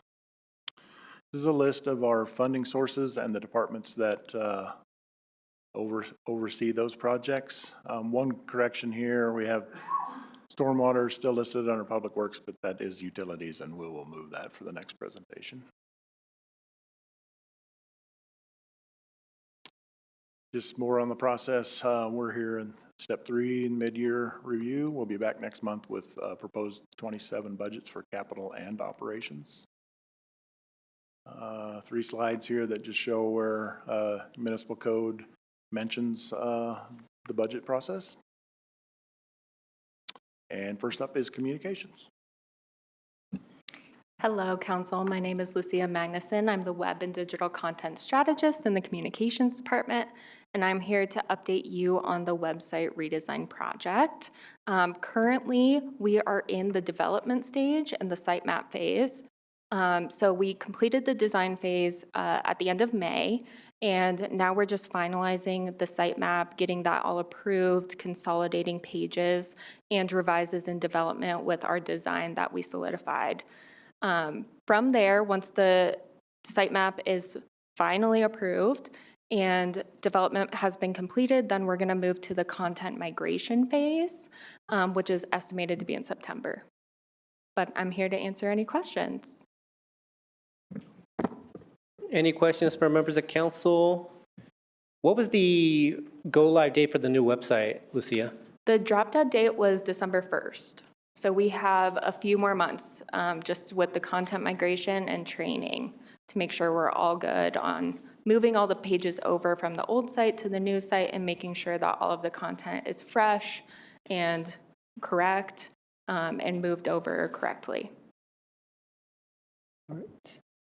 I don't see any questions from those online or from here, so, go ahead, Member Russell. My one question is it going to be more user-friendly? Because a lot of people have been complaining they can't find anything. Yes. So from our conditions, with just looking through the platforms on what's going to work best for the community, we based it off of the Usability Lab program. And I had 2 years of data behind that on just recommendations that people were like, this is so incredibly frustrating, this should change. I cataloged those pain points on issues that we couldn't fix. As city staff, it was a platform issue. From those fixes, we talked to the platforms. We made sure that all those pain points were addressed. So search functionality is going to be increased accessibility. There's going to be a lot more functionality with events and forms. And we're going to be consolidating the Englewood Engaged platform into the main website. So you won't be going to a separate platform to get project information. That's going to be all housed on one platform, which will also save the city money annually. Okay, thank you very much. Yes, of course. Member Bethel. So I'm sure that you've talked about this with council at one point, and I've probably received this information before. But can you talk to me about the number of pages on the current Englewood website and how we might see a reduction in that in the new website? Yes, so currently there are 717 pages on the website. How we're consolidating the pages is really looking at the board and commission pages. We have individual landing pages for each of those categories for boards and commissions. With the new platform, we have a directory feature, so we can search through individual tiled cards to get the information for the boards and commissions, which can eliminate all of those pages. So in terms of page reduction, we're looking at around 30% if we can manage it. That's excellent. Thank you. Yes. Member Summerson. Hi, sorry about that. Just two quick questions. One, just on the page reduction, will we be also, forget if the project minimizes the number of entry points? Like I know we have a lot of sub websites right now, which also makes it really hard to find information. And so that was my first question. Yes. For the pages structure, currently we have pages up to page level 6. So if you go through and you're looking at like the main navigation, that's level 1. And then as you get into the navigation on different headers, it goes 2, 3, 4, 5, 6. Ideally with a website, you want to keep things at 1 or 2. So we're trying to eliminate how many 4, 5, 6s we have. So just go down to page level 3 if we can. Great, thank you, I appreciate that. And then the budget question I have is, I believe there were grant funds to cover a large portion of this project. And so just trying to understand where the other dollars might go back to, or how they might be reinvested. And I'm not sure if that's a question for you or not, but that was just a curiosity I had about that. Thank you. I'm going to let Kevin answer that one. So yeah, the grant, I believe you're talking about the state grant that we received last year, at the end of last year. Yeah, that became part of the capital projects fund balance after this was allocated during the normal budget process. So yes, it is available within that fund. Thank you. Member Bethel, do you have another question, or is light still on? So I'll just ask the question, Ms. Magnuson. Is the search capability going to be improved in terms of if somebody just says, I want to, rent the trailer for neighborhood nights? Is that something they'll be able to ask within the search capability, or do they have to know exactly, go to Parks and Rec? I guess, how easy is it going to be to use to get to where they need to go? They should be able to get directly to the block party trailer. There will be a lot of testing that I'm going to do in order to make sure that happens. But that's a real big reason why we selected that platform, was because search functionality was infinitely better than what we have currently, where we're getting a lot of old links and old news stories, and it's clogging. Yeah, it's clogging up the search results. Yeah, because I guess one of the concerns I have is that if you don't follow city government on a day-to-day basis, you may not know that community development does this, or where you may be able to find specific things, and I just want to make it as easy and as intuitive as possible. So, but thank you very much for looking into that and taking that into consideration. All right, I see no further questions. Ms. Magnuson, thank you so much. Thank you so much. Okay, next we have our Information Technology Department. Good evening, Mayor and Council. Joe Eisenbart, Director of Information Technology. I have two projects to update you on. The first is our fiber network project, currently funded at $100,000. We put this project on hold as we're looking at the new HRIS system, thinking that maybe these are some funds that could be reallocated to the HRIS system if necessary. The second project is the HRIS system, currently funded at $231,000. We're in the final stages of selection process there. We're currently waiting on references from the vendor, as well as budgetary figures to determine where we go next for this. Now I'll entertain any questions you might have. Any questions from members of council? Go ahead, Member Russell. So why is it that we need a budget supplemental for this? I think that what we're going to find is that the cost is going to be in excess of the amount that we have available there. So we're going to need to ask for more funding. Okay, and maybe this question is for Director Engels. Is there enough money in the budget, in their budget, for that budget supplemental? It depends on what the number comes in at. We don't have a number from the vendor yet. There are some additional funding available. The 100,000 from the first project he mentioned could be added to this. Beyond that, it would need to be go through the normal process of allocating, and council would have that decision. Okay, so if, let's say it's a lot more and council does not allocate it, then would you go back and complete the first project that we're waiting on? I don't, and that, Joe, I'll let you, Director Eisenbart, answer that. I think the 100,000 would end up going somewhere else. Yeah, I think we would revisit that option. I don't think it's something that we want to do at this time, but that would be a decision with HR, IT, and other departments. Okay, thank you. I'm not sure whose light was on first. Member Praying, go ahead. Thank you. I just have a curiosity around timing on the HRIS project. You know, being in an environment where we, for a few years now, are looking at a situation of not being able to fund all of the asks that are coming through and really having to prioritize things.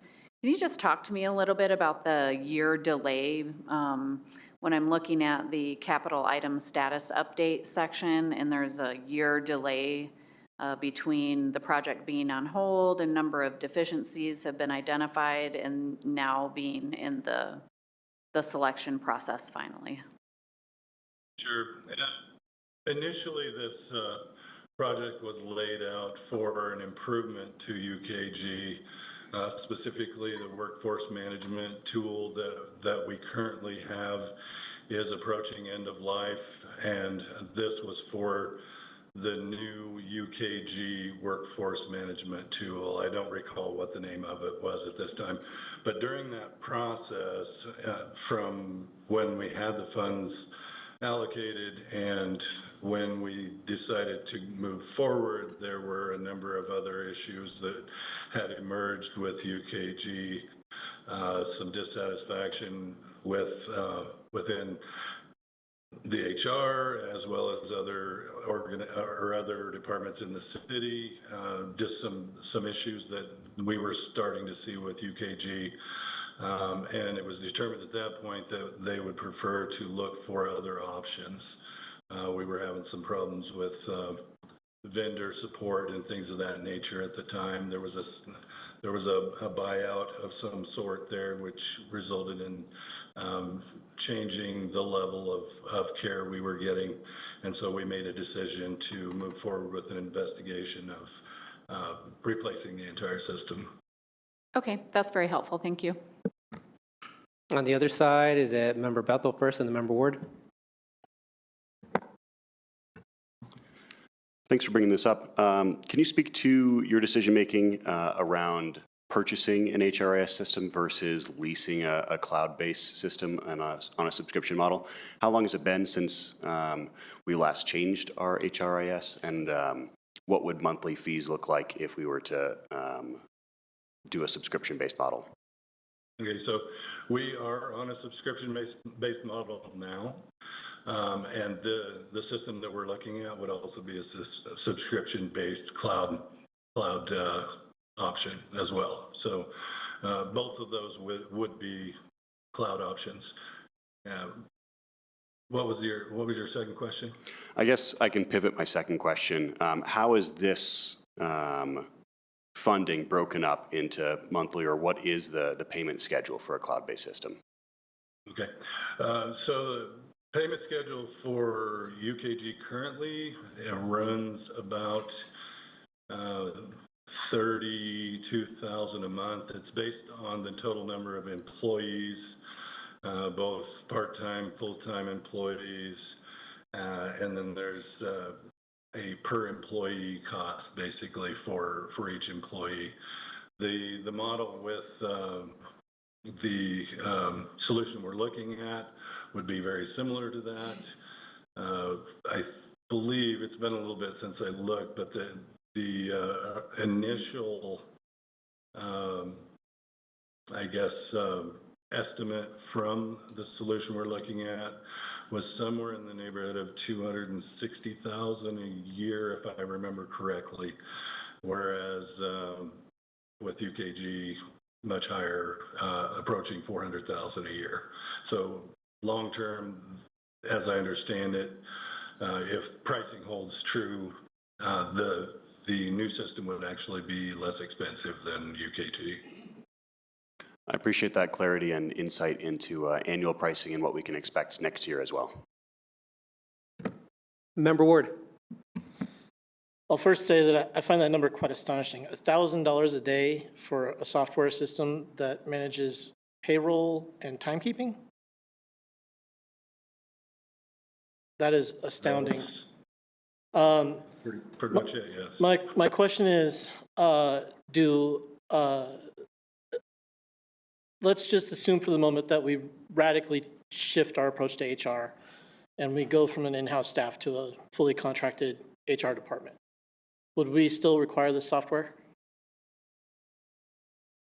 That's not a question I'm prepared to answer. I could look into that. I do think that that's probably a question that would require some input from HR, the HR director as well. City Manager, do you think a vendor would bring that software with them? I'm not sure either. I haven't been in that environment to know if they would bring their own platform, but we can certainly look into it. Yeah, I think just given the cost, it feels like we're bleeding money here. And this is a discussion I've wanted to introduce for a while, but now is not the appropriate time to explore it much further. But I'm not enthusiastic about this particular purchase, I'll just say. Thank you, Member Ward. Director Eisenbart, is this just the software cost, or does this also include the implementation? Or is that a separate line item? The implementation would be in addition to that, actually. I should also clarify that it's more than just, payroll and basic HR. We're looking at training, performance evaluations, position management, things of that nature. So much more than just the basic HR system. All right. Member Bethel, your light's still on. Anything else? All right, I don't see any further questions. Thank you very much, Director Eisenbart. Thank you. Okay, next up, I believe Police Chief is going to answer this one. We have two projects to report tonight. Both of them are funded through the construction fund or bond premium. The first is our Fox building renovations that has been a little bit delayed due to some staff turnover. We'll say that we have selected an architect and the renderings are in progress. They are working through that. We have completed the roof and working through the renovation with the architect, waiting on the report back from them. Any questions from members of council?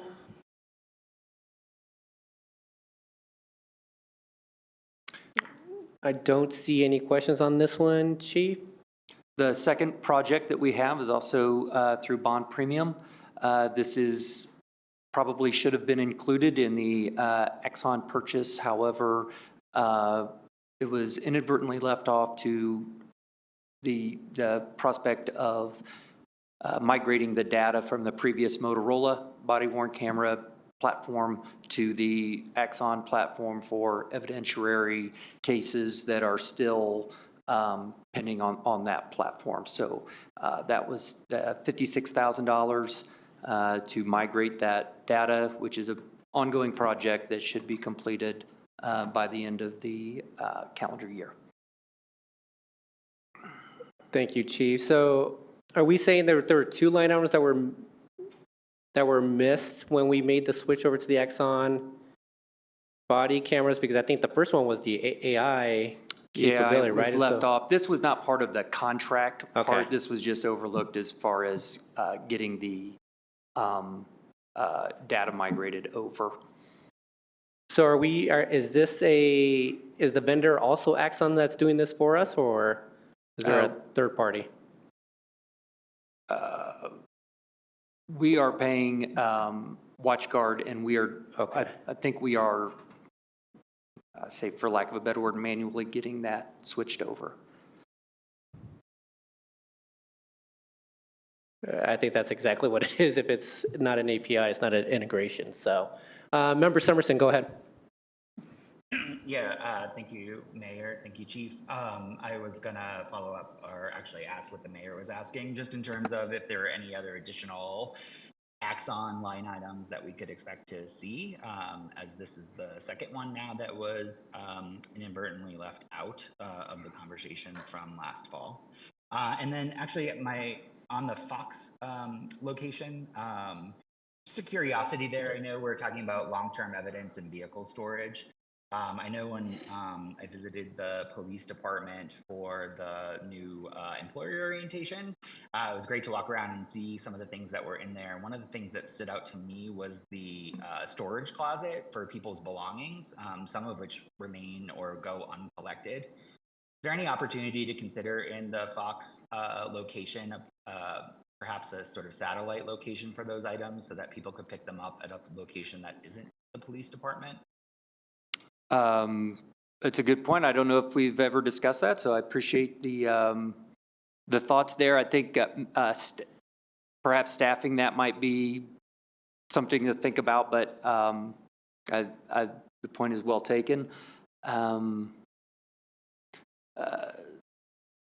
answer your first question, there will be more Axon, but that will be associated with tasers, the same company, so I just didn't want any confusion there.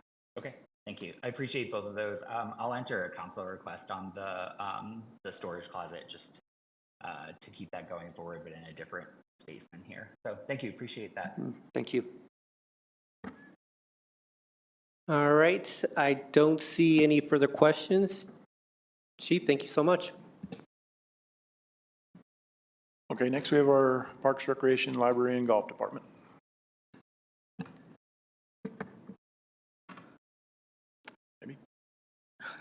Good evening, Mayor and Council. I'm Christine Underhill, Director of Parks, Recreation, Library, and Golf.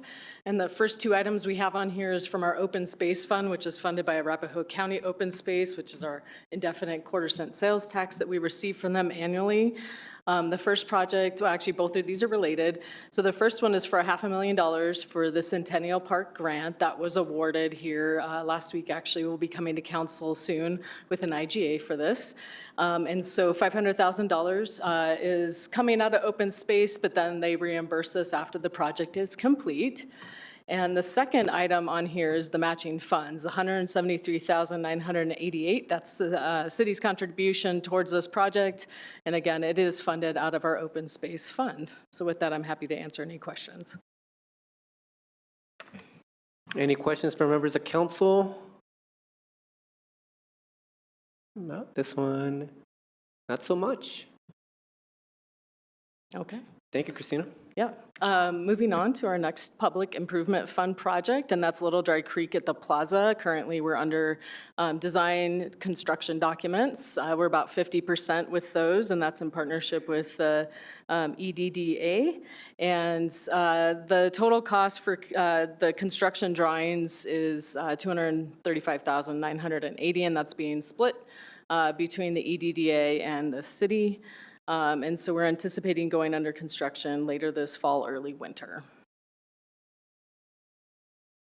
And the next one is Broadway medians. We have not spent any funds, a little bit for design this year, $10,000, but we have about $228,000 for medians to be painted and re-landscaped down Broadway. We haven't moved forward with that project yet due to the construction that's been down there. We'd like to complete it as soon as that is finished. And I'm happy to answer any questions with those two. All right. Member Russell, go ahead. Thank you. Are we painting all the medians down Broadway from Hampton to Bellevue? Currently, that's the plan. This would only cover 2 medians. So we've done 2 on the north end and the next 2 following. So I think there's a total of 6. But I will add, the design has been changed where it's one color, multiple shades. So we heard the feedback that it was too bright, too colorful. And so, correct me if I'm wrong, but your designer actually redid those in order to be more monochromatic, but with different shades of a color per block. I appreciate that, but there's another problem. It's high maintenance, because when they start using mag chloride on the road, we'll be painting them every year. And I think that we've just spent a lot of money on concrete. It'll look new and crisp, and I don't think we need to paint them. So to keep the future maintenance costs down. Thank you. Thank you, Member Russell, on that. Member Bethel, go ahead. Sure. What percentage of this is for paint and what is for planting? And then with the planting, what improvements on upkeep are we doing to improve the longevity of the plants that we're putting in? Sure, good questions. So the percentage, I want to say painting was, do you remember the actual cost? I don't either. I want to say for 1 median, it might have been $35,000 for the paint, maybe not that much. We do use a street-based paint, so it is a little bit more hardy than a typical paint you would put somewhere on a concrete. And then the rest is for the landscaping. We did redo the front 2 medians with landscaping. They've held up fairly well. We've improved the irrigation access there, and staff have been watching it regularly to ensure that the landscaping, the plants actually are holding. This will be their 2nd winter, so we'll see how they do. Excellent. Thank you. Member Prang. Thank you. No questions, but I do want to add some comments on the painting versus planting. I'm a huge fan of more planting and less painting. And I guess maybe I do have a question. So if we're moving toward kind of single shades and various shades of each color along the way, are we going to correct course on what has occurred already? Councilmember Prang, that isn't the current plan just due to funding, but we are happy to take council direction on that as well. I think that council should have a follow-up conversation on that particular piece of the project. I don't know how and when that occurs, but I think that we need to revisit the thought process around the painting of the medians. Thank you.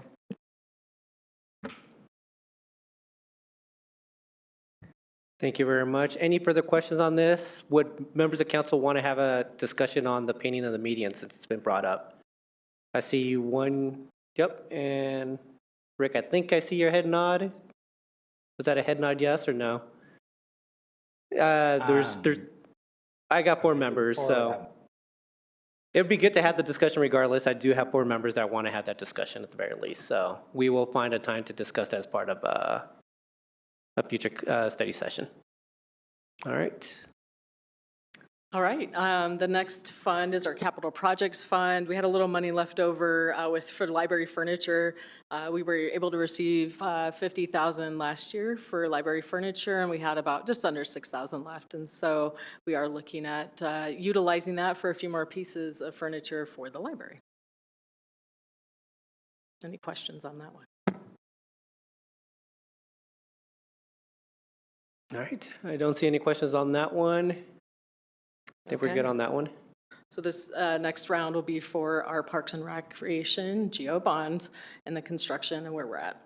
So the first item here is our admin permits project management. That is our project manager's salary there. So to date, we spent $164,000 and some change. And for the total project, we have just about 4.2 left. And we've got about 2.5 years to go. Any questions on this line item? Okay, now getting into the projects, Bard Park, it is on track. The design cost for Bard was $117,000. Construction, we're expected to go in spring of 2027, and this is our first park that'll be at Arboretum. And I'll just keep going. I was going to say, let's go through all the parks. Okay, that sounds good. Bellevue Park is going to be the largest park that goes under renovation. So far today, we spent $309,000 on design. The total design for construction is just over $500,000. We anticipate going into construction in 2027. So our current farm will remain one more summer. And then in summer of 2028 is when we'll open that park up. There's a lot of other improvements included, like new ball field lights and such, pedestrian ways, as well as irrigation. So this park is a massive lift being in the FEMA floodway. So we're trying to preserve the farm and drain. And then Clarkson Park, this we just had a public meeting on and got a lot of great feedback from the public on this.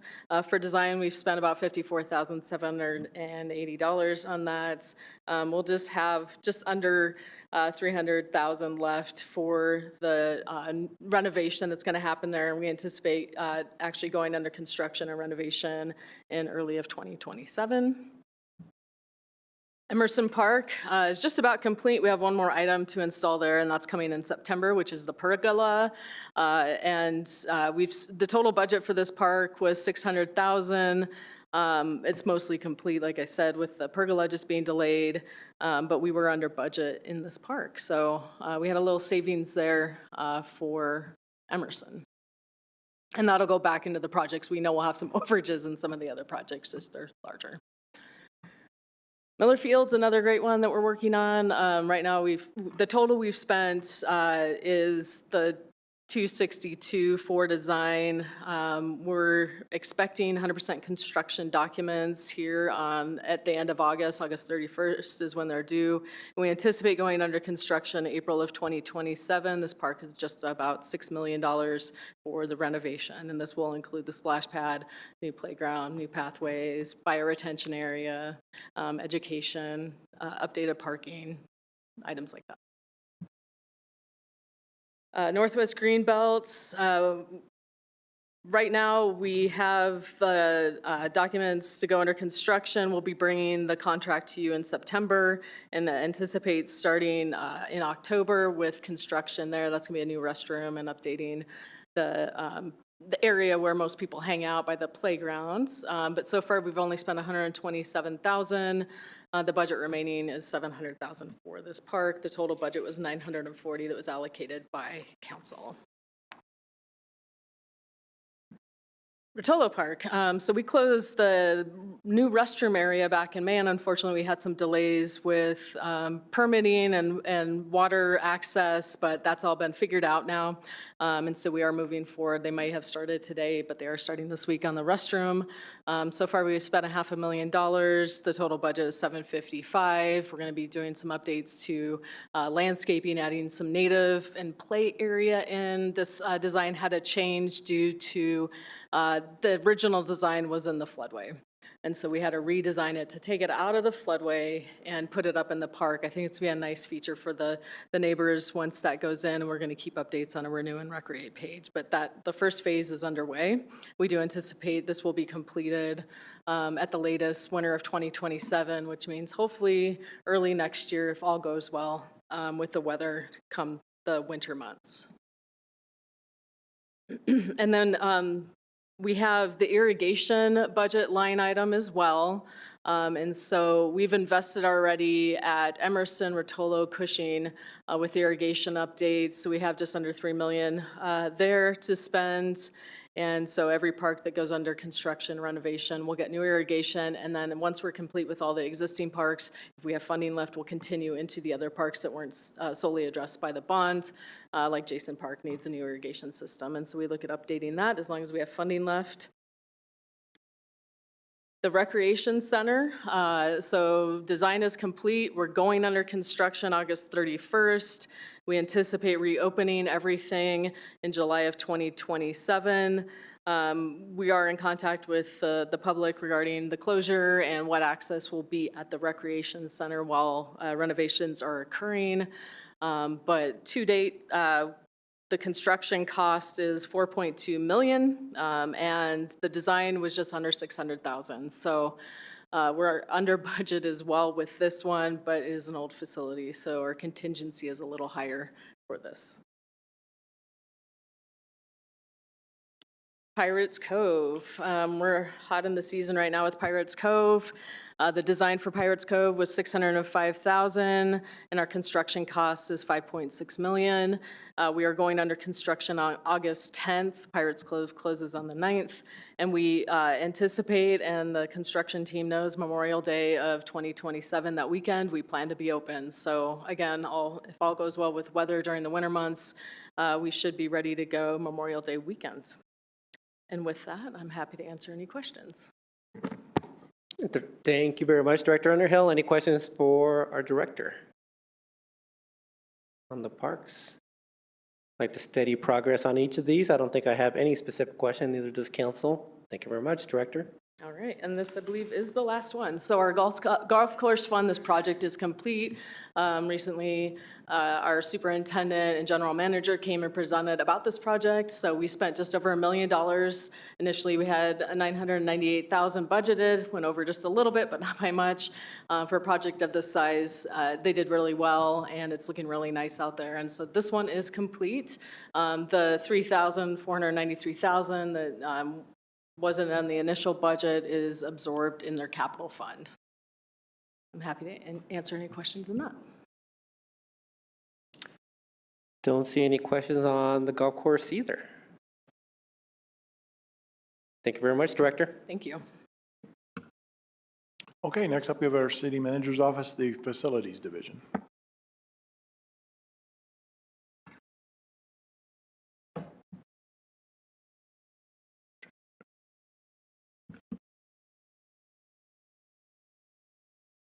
Thank you, Mayor and Council. I'll be covering these this evening. I have asked Director Rochelle to come up to help with a few of the energy service group projects. The first one I'm covering tonight is one that's familiar to you. This is the parking garage. It is on track thanks to your support a few weeks ago. So as you'll recall, this is basically phase one that we're doing, essentially emergency repairs based on the Martin & Martin report. And then we do have a proposal there for $1.7 million that I know councils thought of and considered as part of the possible budget for next year.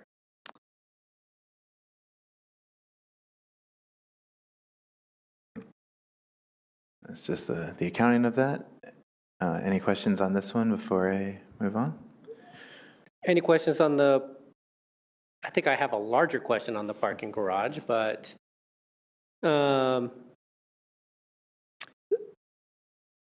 actually, do you mind if we just go through the rest of them, Tim, and then we'll... Sure.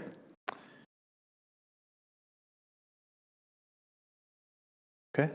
Then the next one is, excuse me, this is one that you've also seen recently. So this is our badging system.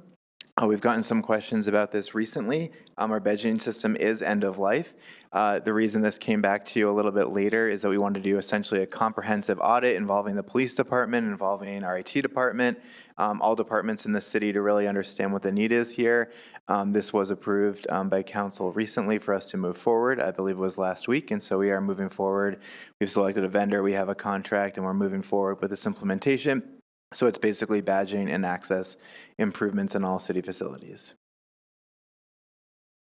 Then this next one is the freight elevator. Not sure if you've ever traveled in our freight elevator, but it's definitely a security issue, and so this is why, safety issue as well. This is why it's been a focus of ours. We're moving forward with it, and so we've reached out to request bids. Moving forward with this project, some initial work has begun.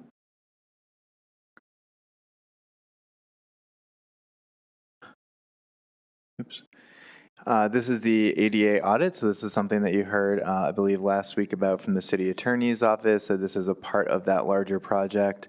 Director Rochelle, is there anything you want to add here about your department's work in this? Yeah, thank you, Tim.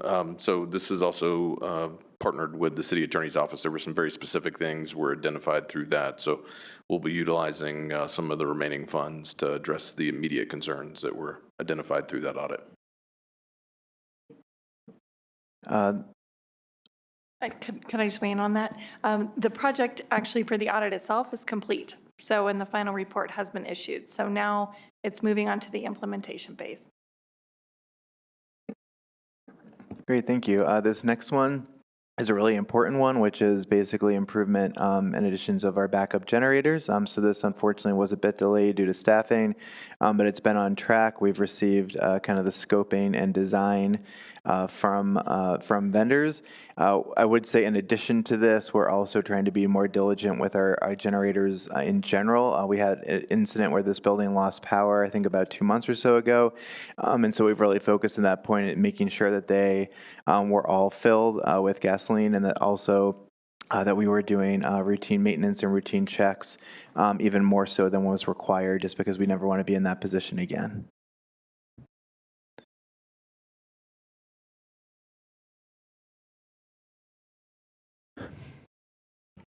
You got to point it backwards, Tim. Oh. Not towards that. Oh, well, yes. Uh-oh.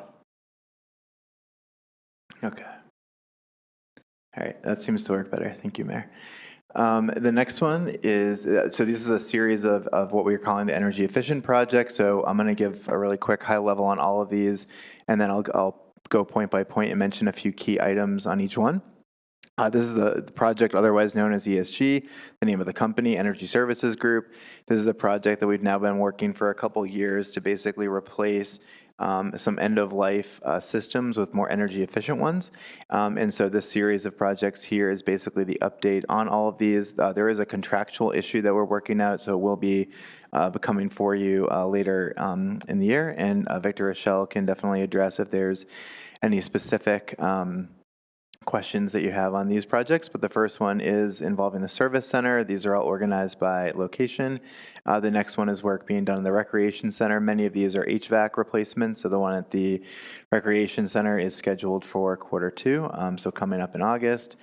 This next one here is HVAC replacement at the Malley Center. If you've been to the Malley recently, there is definitely a need for this. I was there last week, and part of the AC is not working at the level it should be, and so it's very important that we get that done. The next one is the service center. So this is also preparing for HVAC as well as solar work at the service center.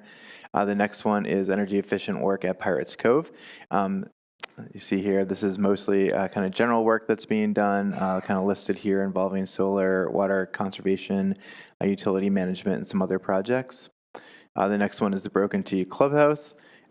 Same thing here. This also includes the carports that are going to be solar carports with the plan to have those working through August.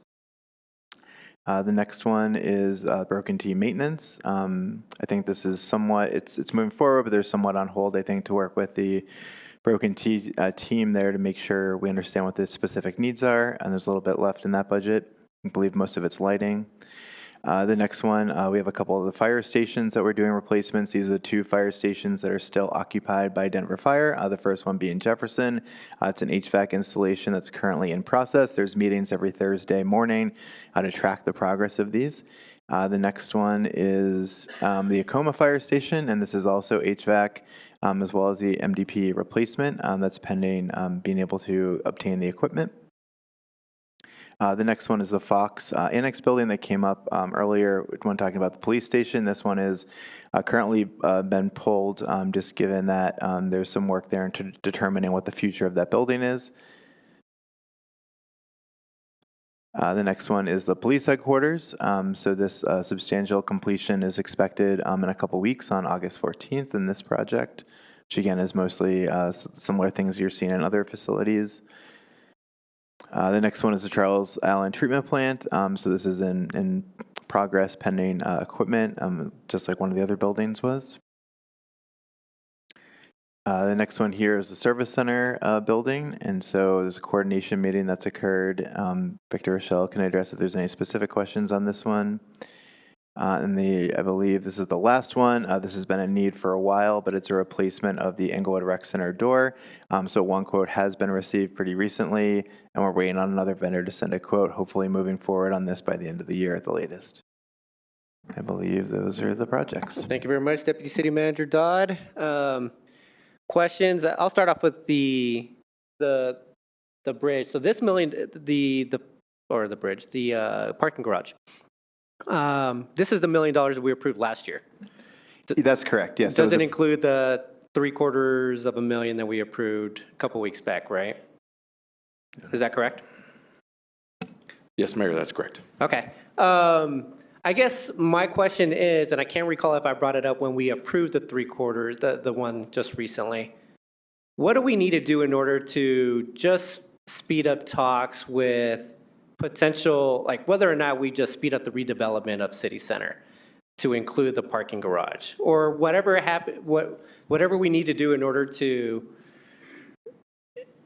get out of the future costs that we may have with this parking garage? I think we just need more options, whether it's that, but also maybe the demolition of that parking garage if RTD is amicable to getting out of the lease. I guess, what do we need to do as a council in order to kind of give that direction to staff about looking at possible options? Yeah, thank you, Mayor. So for example, with the demolition, our previous facilities manager did a very rough back of the napkin estimate of 3 to 5 million. But we would need council direction to do more of a deeper dive into that. It's a really rough estimate. If council wished to give staff additional direction in terms of speeding up the process or thinking about the future, that would definitely help us understand where we would want to go. Yeah, I think, at least for me personally, I think we need different options, which should encompass all of the above, which means looking at, moving up the timeline for city center redevelopment, potentially looking at the demolition option, but different options just so we don't start spending $4 million on a project that's going to get demolished at some point in the near future. So that's my thoughts on that. Member Bethel, go ahead. Just a quick question on numbers 10 of 18 and 11 of 18. It's a double up on the Broken T clubhouse. Number 11 is Broken T maintenance miscellaneous without much description there. Can you just let me know what that's for? Yeah, so number 10 that you see on the screen is primarily solar carports that are going to be installed at the facility, coordinated with Broken T during their high season to make sure that we don't interrupt that. So that's going to come at the later stage of the energy efficiency project. Could you go to 11, Tim? This is for miscellaneous repairs that the facilities team does at Broken T. This is outside of the energy efficiency. So we have some challenges from time to time with the drains inside the facility, maintaining the air conditioning in its current capacity. There's been some challenges with the electrical system, with charging of the golf carts and things of that nature. So this fund is separate from the energy audit and more focused on the maintenance of the building and the structure itself. Great, thank you. Member Summerson. Yeah, just a couple of questions, or a comment first, I guess, on the garage, and then a question. But the comment is, I believe that in order for us to get a clear understanding of demolition and repaving, we would need to pay a consultant to give us more than the sort of rough estimate that's out there. So just wanted to make sure that clarification was on the table, that if we do want that information, it may cost us money to find that information out, I believe. And then secondarily, I do think there's been multiple conversations about RTD. Some felt like it wasn't going anywhere. Some more recently felt like it might be. I think it's in the city's best interest and our best interest to pursue using the opportunity to leverage us out of the commitment to the garage spaces, regardless of the garage, quite frankly. There is no current need to have parking at the level that RTD had required us to have, and I think we should be pursuing that separately, which I know is not topic at hand, but the mayor brought up RTD, and so wanted to toss that out there. Thank you. Thank you very much, Member Summerson. I think it's Member Russell and then Member Ward. Thank you. My question is on 4 of 18. And my question is why are we down on staffing resources? Yes, thank you. So this was mostly done during a time of transition when facilities moved from Public Works into the city manager's office. I'm happy to report that facilities is fully staffed with the exception of one position that we actually made an offer to in a different division than this today, actually. And so we do believe we can move forward now, but there was some staffing challenges that we faced in the last year. Okay, thank you. If it's okay, Mayor, too, I just wanted to quickly answer Member Summerson's question. Yeah, please, if you wouldn't mind. Yeah, thank you. Member Summerson, to your question about paying a consultant or how we could obtain additional information, I would like Director Engels to confirm this is correct, but I think it's more we would need to do some kind of procurement. There's different tools we could use, so I would like to talk, if this is council direction, with our finance department about the best tool, but there's something like a request for information or a request for quotes where we would put something out on the market on our bidding system, and we would allow consultants to basically either submit proposals, and that would help us develop a better picture of what it would cost. Is that correct? Yeah, that is correct. We have a couple of different options depending on what council's direction was. Thank you very much for that. Anything else on that, Tim? That's it. Thank you. Okay, thank you. Member Ward. I'd like to circle back to the parking garage as well. Generally speaking, I favor spending $3.5 million destroying the parking garage over about that same amount of money over a number of years trying to preserve it and then ending up potentially destroying it anyway. We're effectively doubling our cost with every repair that we put in there, in theory, unless it's a foregone conclusion that we keep the status quo. And even then, the parking garage may still not hold. It may still need to be rebuilt. I noticed tomorrow, July 28th, there is an RTD Board of Directors meeting, and I think it's high time this council sent a liaison to an RTD Board of Directors meeting and talked politician to politician in front of that board about why this is a problem here and why we need the Board of Directors to address it directly. We're not going to get RTD staff to break this contract. It has to be done at board level, and we have to convey the sense of urgency that we have here, which is we are pissing away money on this parking garage that we don't need to be doing if we didn't have the RTD obligation. So I think there's a sense of urgency here. Thank you very much, Member Ward.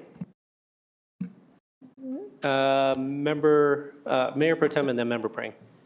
I nominate Member Ward to go to the RDD meeting and make that exact speech to them. Be careful what you wish for, Councilman Anderson or Mayor Pro Tem Anderson. I'll do it if I have the consensus of this council. We'll go to Member Prang and then I'll make a comment. Go ahead, Member Prang.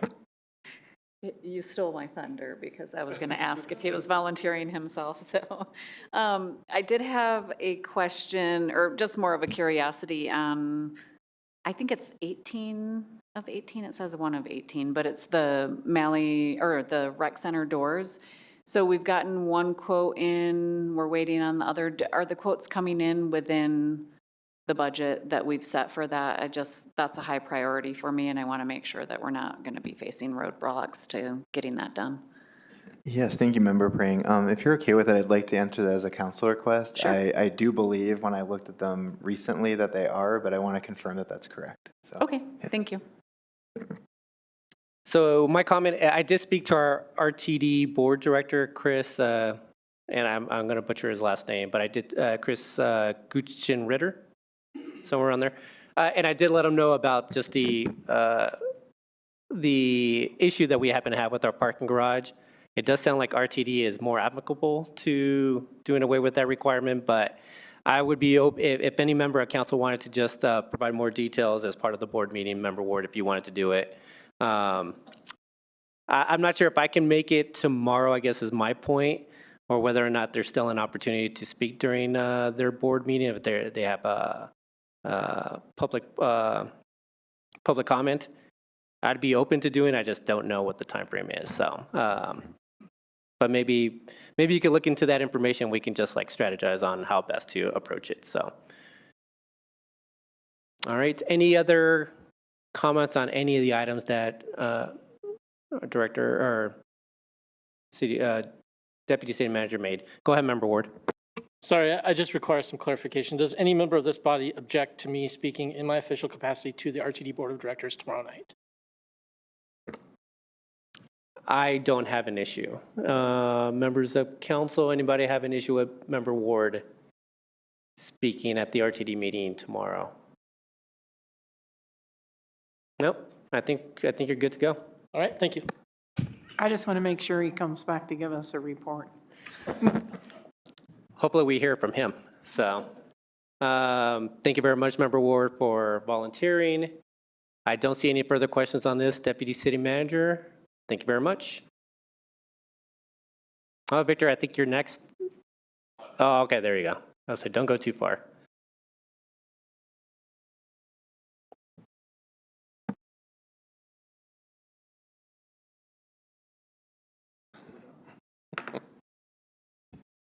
All right, good evening, Mayor and Council. Victor Rochelle, Director of Public Works. So go through our capital projects here. Dartmouth Bridge. I think we all know where that one's at. We're complete with the project and we're trying to close it out. I will leave it at that. There is budget to close it out, and we're working with the City Attorney's Office. Next is the East Dartmouth traffic calming. So we did have a town hall recently, and so we're currently working with RTD to address their concerns. Once we work through those concerns, we will then be doing a contract amendment to incorporate any changes from that conversation into the design, as well as feedback that we received from the public meeting, including the addition of RRFBs and some other geometric changes. And we will be coming, and we anticipate for construction a budget supplemental coming to City Council based on the most recent construction estimate.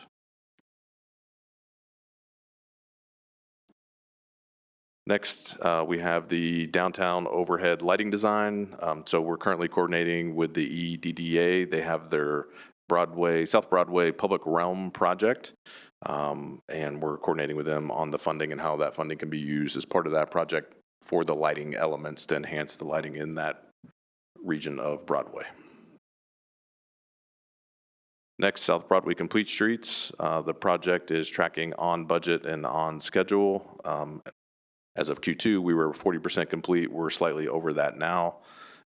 We are looking at double checking the budget there. We think there's an encumbrance that's putting us slightly over.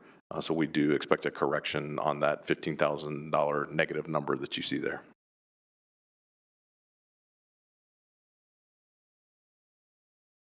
Next, Old Hamden Complete Streets. Based on Q2, we were going through bids and funding, but as you know from recent discussions, we are pivoting from there and looking at additional options that may be available, and we'll be bringing that back to council once that's been fully thought through. What did I hit, Kevin? There it is. Okay, sorry. West Dartmouth, we're on schedule and within budget. We are tracking to put this out to bid in Q3, Q4 of this year. So this is the other side of Dartmouth. This is over by Tejon up towards the hill. Next, the Hawk Signal. This project is substantially complete as of the last month. We are working through punch list items, and the rectangular rapid flashing beacons, RRFBs, are being relocated over to Inca at that pedestrian crossing between the dog park and the park right there. There was actually a meeting today, pre-construction meeting for that installation, so that is also in process. Union Avenue Bridge, we are expecting final 100% design plans. We did submit per council approval and direction for the BRO grant late last year. We were not successful in that. So we have continued to progress the designs, and then we'll be evaluating the available budget versus the cost estimate using cost estimates that we recently received for similar projects to make sure we're on target, and then go out for bid once all the funding's been identified and verified through cost estimates. Union Avenue repaving, while it does say the project was delayed, we did complete that in Q2 of this year, so it is now actually complete. Came in significantly under budget, and we will look to return that fund balance to the Public Improvement Fund. Citywide Transportation Plan, that project is slightly delayed just due to staffing resources. Our traffic team has been focusing heavily on completing the traffic calming project. That said, I have seen a draft of the scope and the request for proposal, RFP. We are going to be working with procurement here in the next month or two, and that will be out for bid, and we hope to be in front of council with a selected consultant before the end of the year.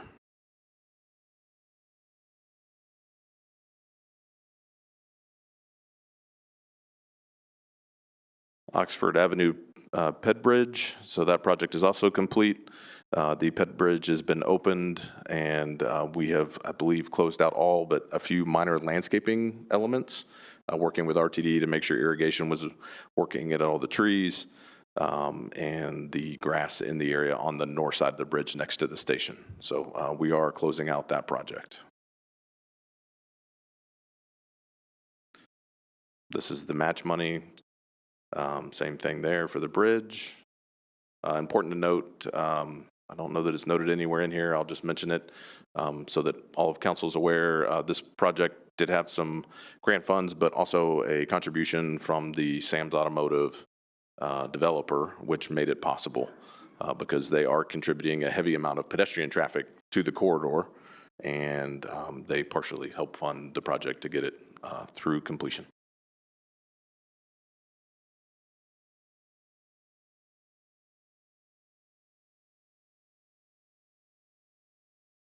I'm happy to answer any questions. Thank you very much, Director Rochelle. Member Russell. Thank you. I have a couple of questions on 10 of 12. How many new employees do we have in Public Works currently? Let's say in the last year or year and a half. Oof, in the last year, year and a half, 1, 2, 3, 4, 5. On the engineering side of the house, it's probably 6 to 7 of the employees. And so is that what delayed this? The turnover definitely did not help. We had a new traffic manager, Thomas Shaw, has been here, I think just a hair over a year or right at a year. So that has been part of the reason for the delay. And then his primary focus upon starting was to get the traffic calming program off the ground and up and running. So he's been trying to juggle both at the same time. Okay, thank you. And I have one other question. And it is 5 of 12. Old Hampton Complete Streets. I thought council voted not to move forward with that, and now we're looking at another plan to get the money? No, council, thank you for the comment. You're correct. Council voted to not move forward with the contractor. So staff was looking at any available options that may be there since funding was allocated from the city. Maybe it's a reduced scope. So we'll be coming back to council for a study session to seek council direction on what, if any, next steps we should pursue. Okay, thank you. Go ahead, Member Prank. Thank you. I just have one question. So on the 3 of 12 on the downtown overhead lighting, I recently attended the EDDA meeting and heard the design for their South Broadway project. And correct me if I'm wrong, Mayor, but I feel like I heard that in that design that there would be significant improvements in the overhead lighting. So does that mean that this 30,000 potentially will come back to the CIP fund balance? It certainly could. The idea here was to partner with the EDDA for enhanced lighting if they have it within their budget and it's incorporated as part of their project, then I would say yes, there's a strong likelihood this will come back to fund balance. Okay, thank you. I believe I heard that there was a significant addition of lighting for the downtown area, so thanks. And that is true, Member Prang. That's going to be one of my comments during reports from boards and commissions. So, but whether or not it covers the entire aspect of it, I guess, is a question that I don't have an answer to.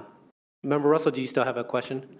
All right, I see no further questions on any of these items. Thank you very much, Director Rochelle. Thank you.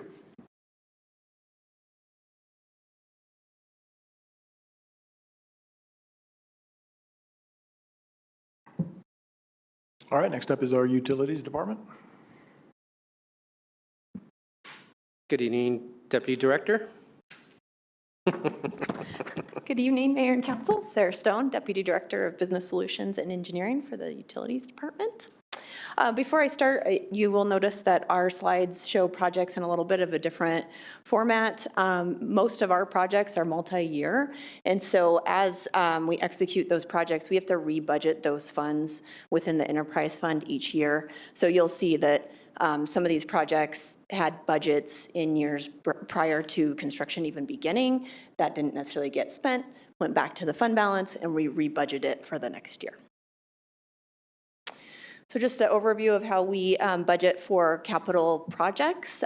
We first do the master planning. We have updated the master planning for each of the water, sewer, and storm funds in 2026, and then we incorporate that into our annual budgeting process as well as put it into our forecasting tools to ensure that we are budgeting for projects correctly. This is a reminder of the mountain graph that we developed in 2024 showing some funding gaps. This has been updated for 2025. You can see that between 2026 and 2027, there's a large drop-off in capital investment. That has flattened out a bit just with how projects are getting executed. These are screenshots of our forecasting tools. We use budget prep sheets that describe what the planned project would be in the budget year, and then put that into our forecasting tools to ensure that we're tracking budgets for each of our capital projects appropriately. So our first project is the Space Improvement Project Phase 2. This project is the office space building at the Allen Water Treatment Plant, as well as the expansion and renovation of Building 11 at the Service Center. Building 11 is close to complete. That will house our distribution and collection staff. We have planned move-in date scheduled for mid-August. The Allen Water Treatment Plant building, that has met a significant delay, which we have currently worked through. They are pouring foundation now. We anticipate to be moving into that project or into that building in February of next year. The Allen Water Treatment Plant EINC, so I gotta get this right. The Electrical Instrumentation and Controls Program. That's a multi-year program where we are going through and replacing all of the PLCs and SCADA updates and power improvements at the plant. This is funded through WIFIA and has been a planned program for the last several years. We just executed the last planned contract for that recently through council and plan to spend that full $6.2 million over the years listed here.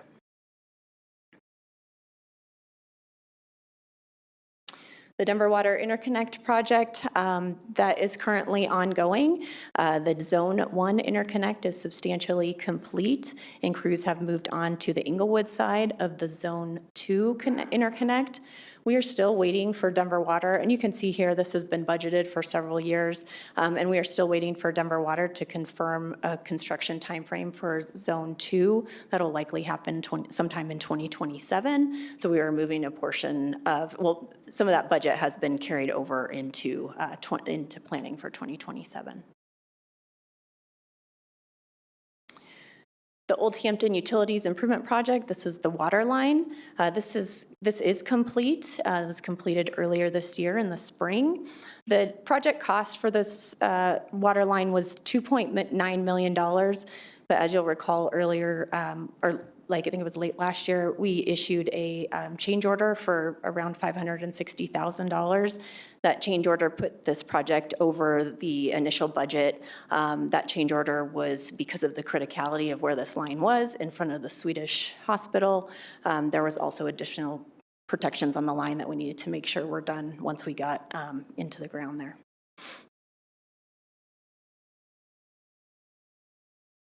So I put the one capital project that we were working on through the Stormwater Fund with the Water Fund here. It's the old Hampton Utilities stormwater piece. So that project cost is $5.5 million. This is really 3 phases. So the first phase was largely completed last year. And then once we got the reimbursement from the Mile High Flood District, we had funds available to add on phases 2 and 3. Phase 2 is roughly $2 million. And it is beginning in August. And then phase 3 is a smaller piece of the project, which is lining a portion of existing storm sewer along Lincoln. And that will be coming to Water Sewer Board and Council later this fall. The city ditch piping project, the project cost there, we've been tracking about $16 million. And that includes all in for design and construction of all 4 reaches. Reaches 1, 3, and 4 are complete. Those were completed before we turned on City Ditch for the irrigation season. Reach 2 has some design challenges. We are working through those. We ended up splitting Reach 2 into 2 phases.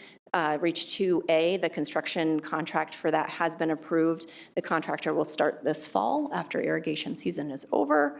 And then Reach 2B is anticipated to start next fall.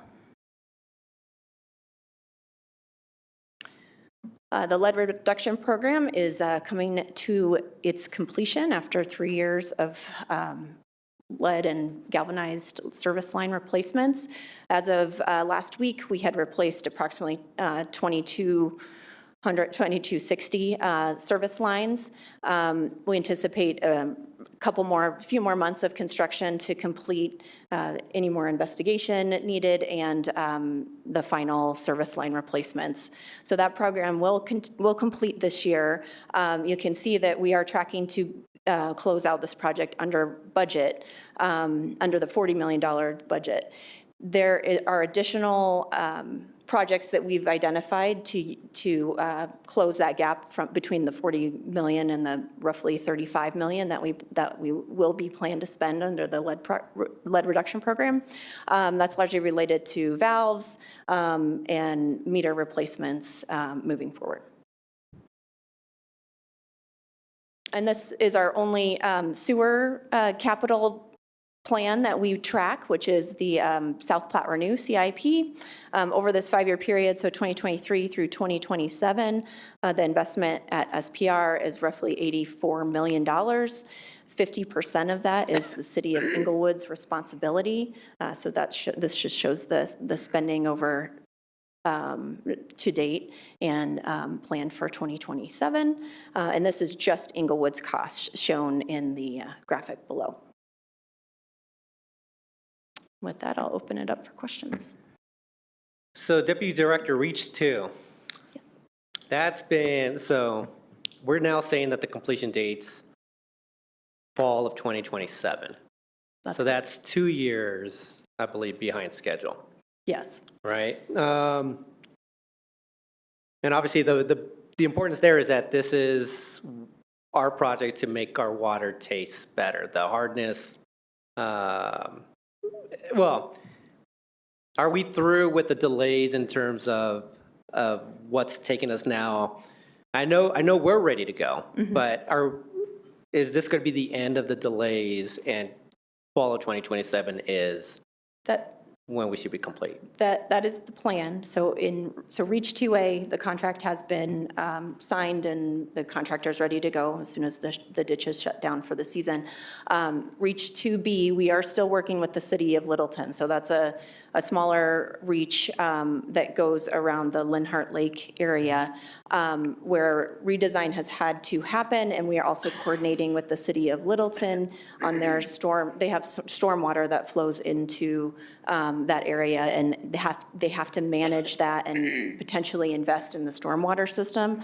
So they are working on that plan to do that. And we have also redesigned based on a couple different scenarios of whether we go around the pond or through the pond. That we are still working with the city of Littleton on that, but we plan to bring that next year. Yeah, I just want to bring it just to the attention, just because we've been talking so much about all the steps that we're taking to make our water taste better, and so this is the last piece of it. So that's right.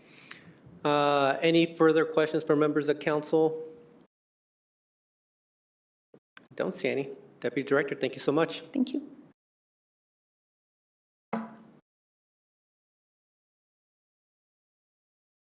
Okay, next up we have South Platte Renew. All right, good evening, Council. My name is Casey Allard. I am the Deputy Director of Business Solutions at South Platte Renew. So our update aligns with the utilities update, the format of it, to show our budgeting over multi-years for the majority of our projects. The budget process aligns closely with what Sarah presented. One key difference is that South Platte Renew develops its capital improvements plan, which is then provided to both Englewood and Littleton and incorporated into each city's sewer enterprise fund financial model.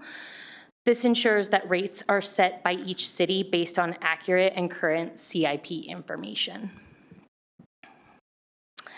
Similar to utilities, SPR conducts quarterly forecasting on every line item in our budget. These forecasts roll up into a quarterly summary that we share with both cities to support cash flow planning and financial transparency. So a look at some of our capital projects. Oh no, did I do that? I don't think that was you, so.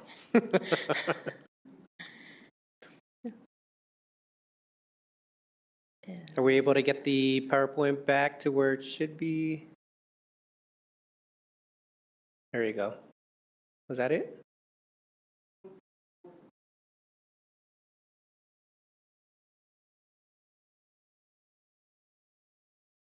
Okay. Well, I don't know if it can go into. There it is. There we go. Thank you. So our side stream partial nitration anammox, this is PNA. This is a regulatory driven project focused on reducing nitrogen. So this is for our Regulation 31 compliance. We're currently in the design phase, and we've spent $550,000 of the $3.1 million budgeted in 2026. Construction is planned for 2027 and 2028, which is where the vast majority of the spending will occur. The estimated project cost is $22 million, and that is split evenly between Englewood and Littleton. Digester and DAFT MCC replacements, so this is the motor control centers. This is an asset renewal project, and it replaces aging electrical and HVAC equipment in our solids handling process. Construction is underway. The total project budget is $6.8 million. $3.2 million has been spent so far, with the remaining budget planned to be spent this year and potentially some in 2027. Again, funding is shared 50-50 between Englewood and Littleton. Our electrical asset renewal, this is ongoing asset renewal program focused on replacing aging electrical instrumentation and controls equipment. So the current estimate includes $16.5 million in an investment through 2030, with the program continuing on a year-to-year basis beyond 2030. Again, funding is split 50-50 with the two cities.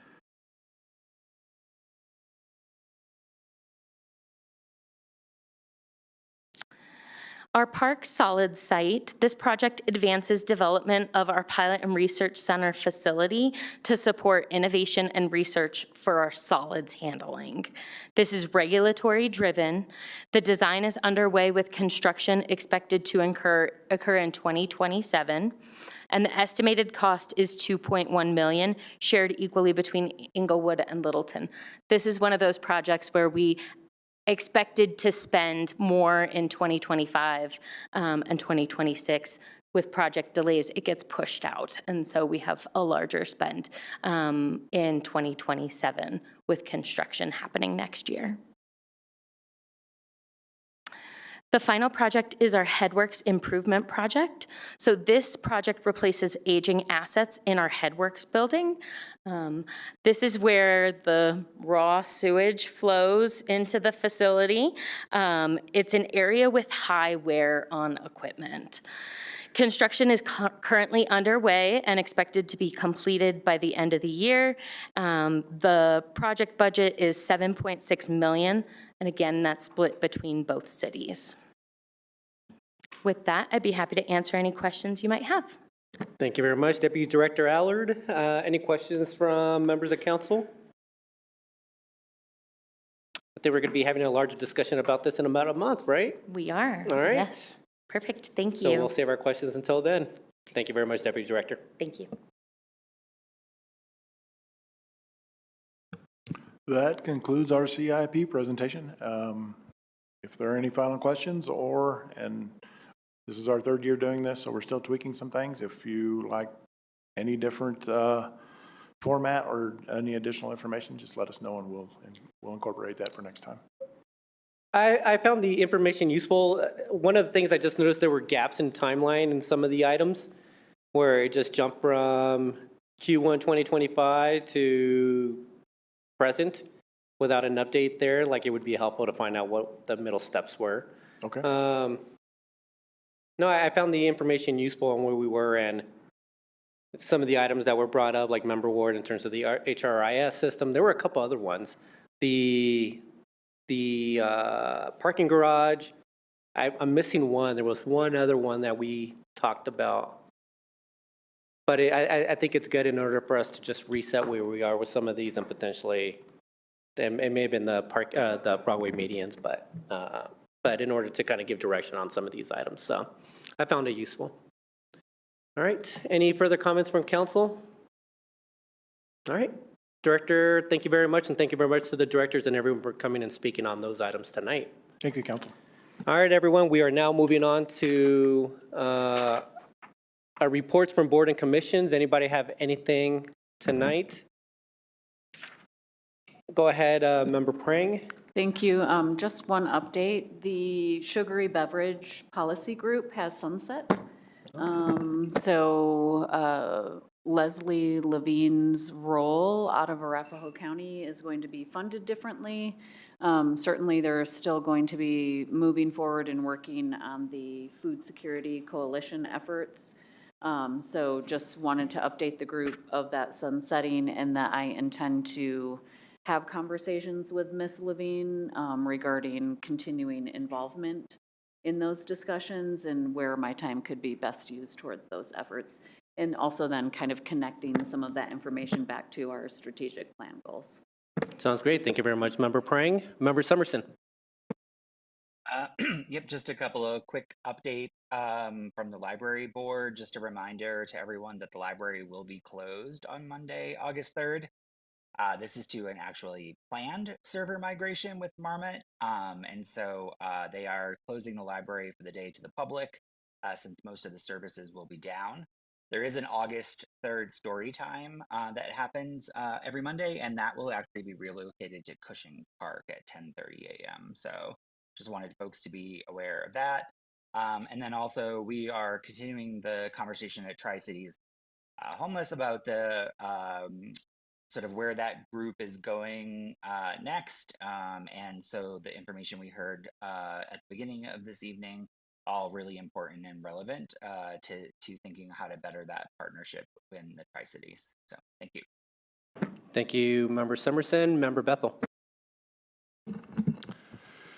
The Dr. Cog Board of Directors met the other week. A few, I guess, updates that they spoke on were some coming policy from the state level on housing action plans. I didn't think that the presentation had a whole lot of meat to it yet. They're still developing these ideas and what it's going to look like at a state level. As it begins to take shape and what it's going to look like for Englewood, I'll definitely provide more updates. As of right now, it's a lot of the same conversations that we're having internally that the state is grappling with on how to approach and address. Thank you very much, Member Bethel. Anything else? Member Russell. Thank you. The Code Compliance Advisory Committee met last week. I have a council request written down here. I may have to go back and let you know because it has to do with dumpsters and pods. Are there right-of-way permits required?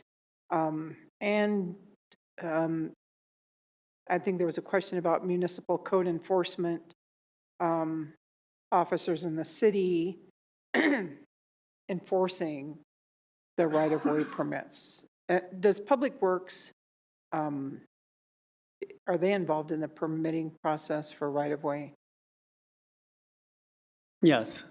Okay, so I'll get more exact. I'll go back and listen to the area of the meeting where, but I know that I have a council request there. So they're talking about that.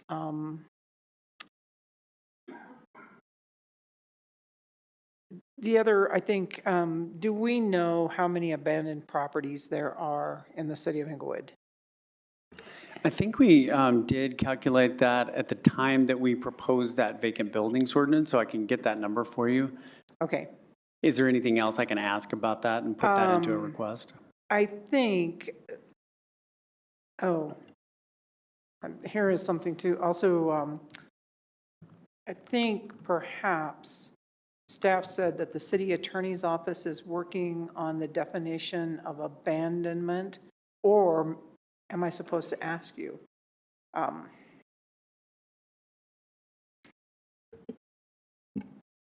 What an abandoned property looks like? How do we define that? Yes, we do have a legal request for abandoned property guidance. It's currently been assigned to Deputy City Attorney Vicki McDermott. So you are working on that then? Yes, she has given herself a deadline of August 13th. Okay. It's flexible unless a staff member says they need it by a specific date or for its. Okay, I don't think they necessarily needed it by a specific date, but I think they probably just said that they're working on that definition. Well, let me ask a follow-up. Is that abandoned real estate or abandoned personal property? I think it's abandoned real estate, like abandoned houses and.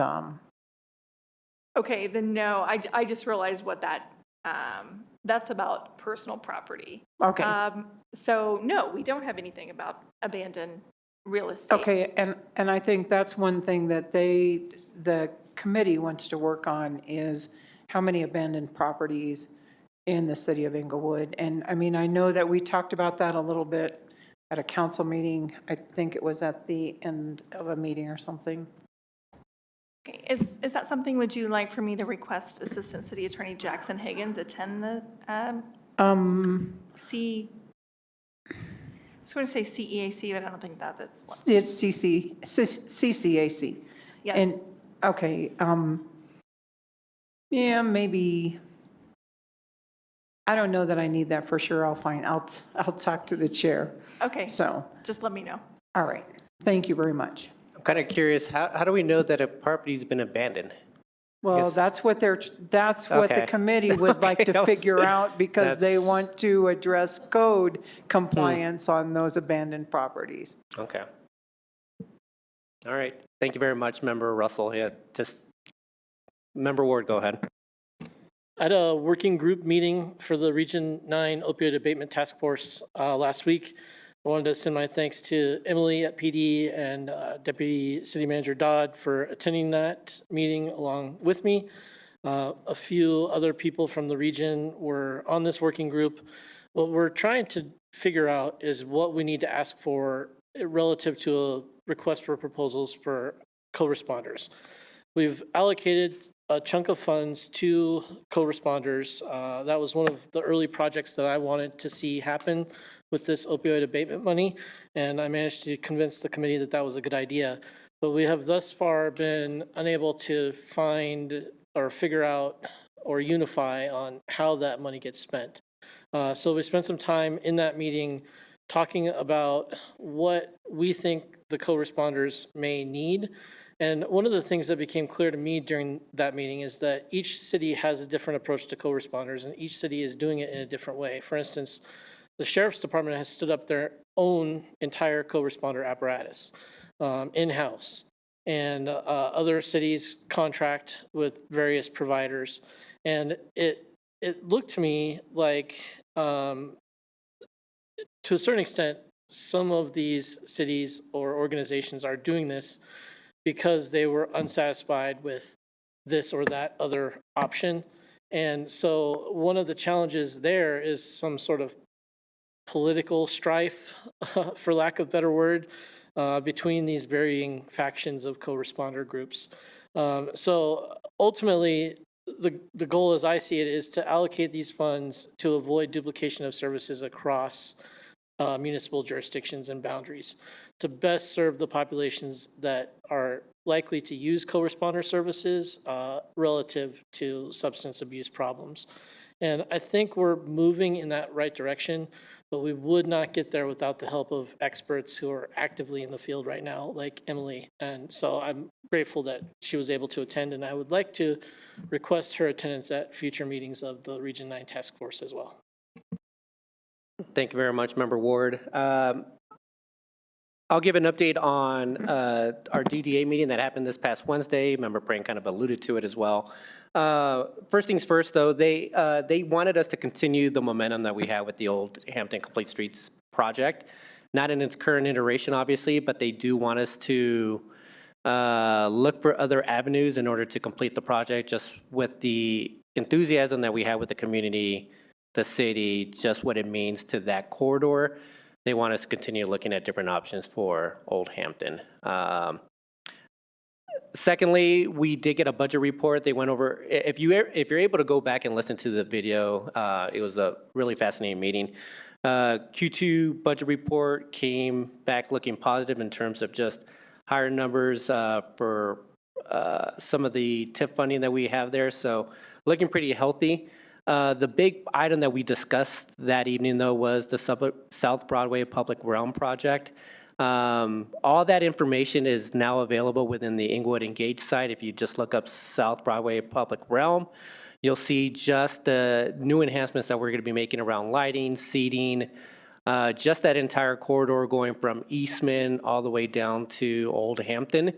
So you're going to see quite a bit of changes. One of the big things that will be going in is going to be basically a hawk lighting that will be going in right across from Gothic, which is something that we've had on our capital improvement plan for quite a while, and that's something that they'll make a reality. But if you get a chance, go and take a look at some of the changes. I believe we are going to be taking that out to bid here over the next month or two, and construction will begin at the end of this year or early next year. So I believe I have that timing correct, since I don't happen to have the sheet that I wrote all my information on. So, but again, Englewood Engage has a lot of the information. You can see the presentation that was given also within that Englewood Engage website. So, yeah, big changes happening on South Broadway here soon. With that, I think we can now move on to council members' choice. Anybody have anything for tonight? Go ahead, Member Summerson. Yeah, again, I want to apologize to everyone for not being able to be there and thank everyone for helping accommodate my taking this virtually. I took a pretty severe fall last Wednesday as I was trying to leave my house for the DDA meeting and then subsequently neighborhood nights at Emerson Park. I fractured 3 small bones on my spine. Really rough night, but Jacob and I were constantly reminded of how fortunate and proud we are of the resources we have here in Englewood. And so I just wanted to shout out my care teams at AFC Urgent Care Englewood, Swedish Hospital ER, and of course the folks at Front Range Pharmacy for all their care and attention over the last week. So thank you. Thank you very much, Member Summerson. I'm glad to hear that you're doing well. So thank you so much for that. Member Ward. I have one concern that's potentially of a somewhat sensitive nature, but I've noticed a lot more camping and loitering activity, particularly along the Hampden and Broadway corridor, along that little Dry Creek area and in the plaza today as I was driving by. It's not so much the accumulation of people that concerns me, although that is somewhat concerning. It is the accumulation of stuff. There is stuff everywhere, just random stuff. And I don't know how we handle this issue, how we should handle this issue, what can be done, if anything, what the legal liabilities are potentially to us. But I see a real quality of life issue, particularly in that corridor that seems to be developing and getting worse by the day. So I wanted to bring that to the attention of council. I don't know that this body is necessarily unified on our approach to those things, but I think we have a problem there. I think that it's starting to snowball, and I think that there's a very good chance that it could become out of control in a portion of the city that we want people to feel very comfortable. Thank you very much. City Manager, do you want anything to add there? I'm just trying to figure out, isn't that area, and I'm thinking it's by the duck pond, correct? Is that where you're stating? It's on both sides of Broadway. It's on both, okay. And I think part of that does fall within the boundaries of the CIT-LI, correct, City Manager Lewis, or no? It does. The whole city falls within the CIT-LI policy, but yes, I was able to correspond some with Member Ward yesterday about that and reach out to Parks and the police department, and have gotten responses from both the directors of those departments. We did make contact yesterday. We did not make any arrests. There were folks that were sitting, but as that's designated as a park, they can sit there during hours, obviously not after hours when the parks close. And so we did make contact, and Parks Department has already gone out and assessed what the cleanup will take. We do a combination of things for these, but we're very aggressive in clearing these items quickly when we see them.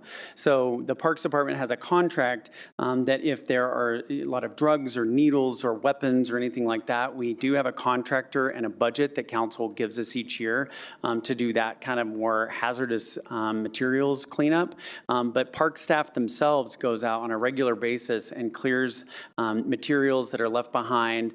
I think the technical term is, I can't remember. There's a name for something without de minimis value. And those things are disposed of. Anything that is of value, we do have, storage that was mentioned earlier for that. So I've talked to both the chief and the director of parks about making this a priority to get it cleared ASAP. Thank you very much, City Manager Lewis. I think that that's the right approach. I think that we have, me personally, the way that I felt about this is that once we started making resources available across the city, which includes Bridge House and the Navigation Center, I agreed with the approach that we happen to take with the CIT-LI and with the cleanup. So I know it's a very sensitive topic, and probably not I think there's always going to be people on both sides that feel strongly about how we should approach it, but I agree with the response. So anything else, Member Ward? That's all I have on that. Thank you. Thank you, Member Ward. Lastly, I'll just say one thing, just because we woke up to, many of us probably received text messages about the basically the solicitation of information by the Department of Homeland Security earlier this morning. And I just wanted to provide a little bit of clarity on what we're doing as a city, or what the response is. But many may be aware of the fact that Department of Homeland Security did reach out for, or posted a solicitation for information on getting 250 spaces within the city of Englewood. Englewood was one of the cities. There was like about 19 other cities on there nationwide. And so reaching out to staff, what we gathered is basically they were asking for information. We would not be providing any information or responding to that solicitation from Department of Homeland Security. So that is something that we won't be doing as a city. The concern I have is obviously any private landowners are able to respond to that if they happen to have the space and meet the requirements.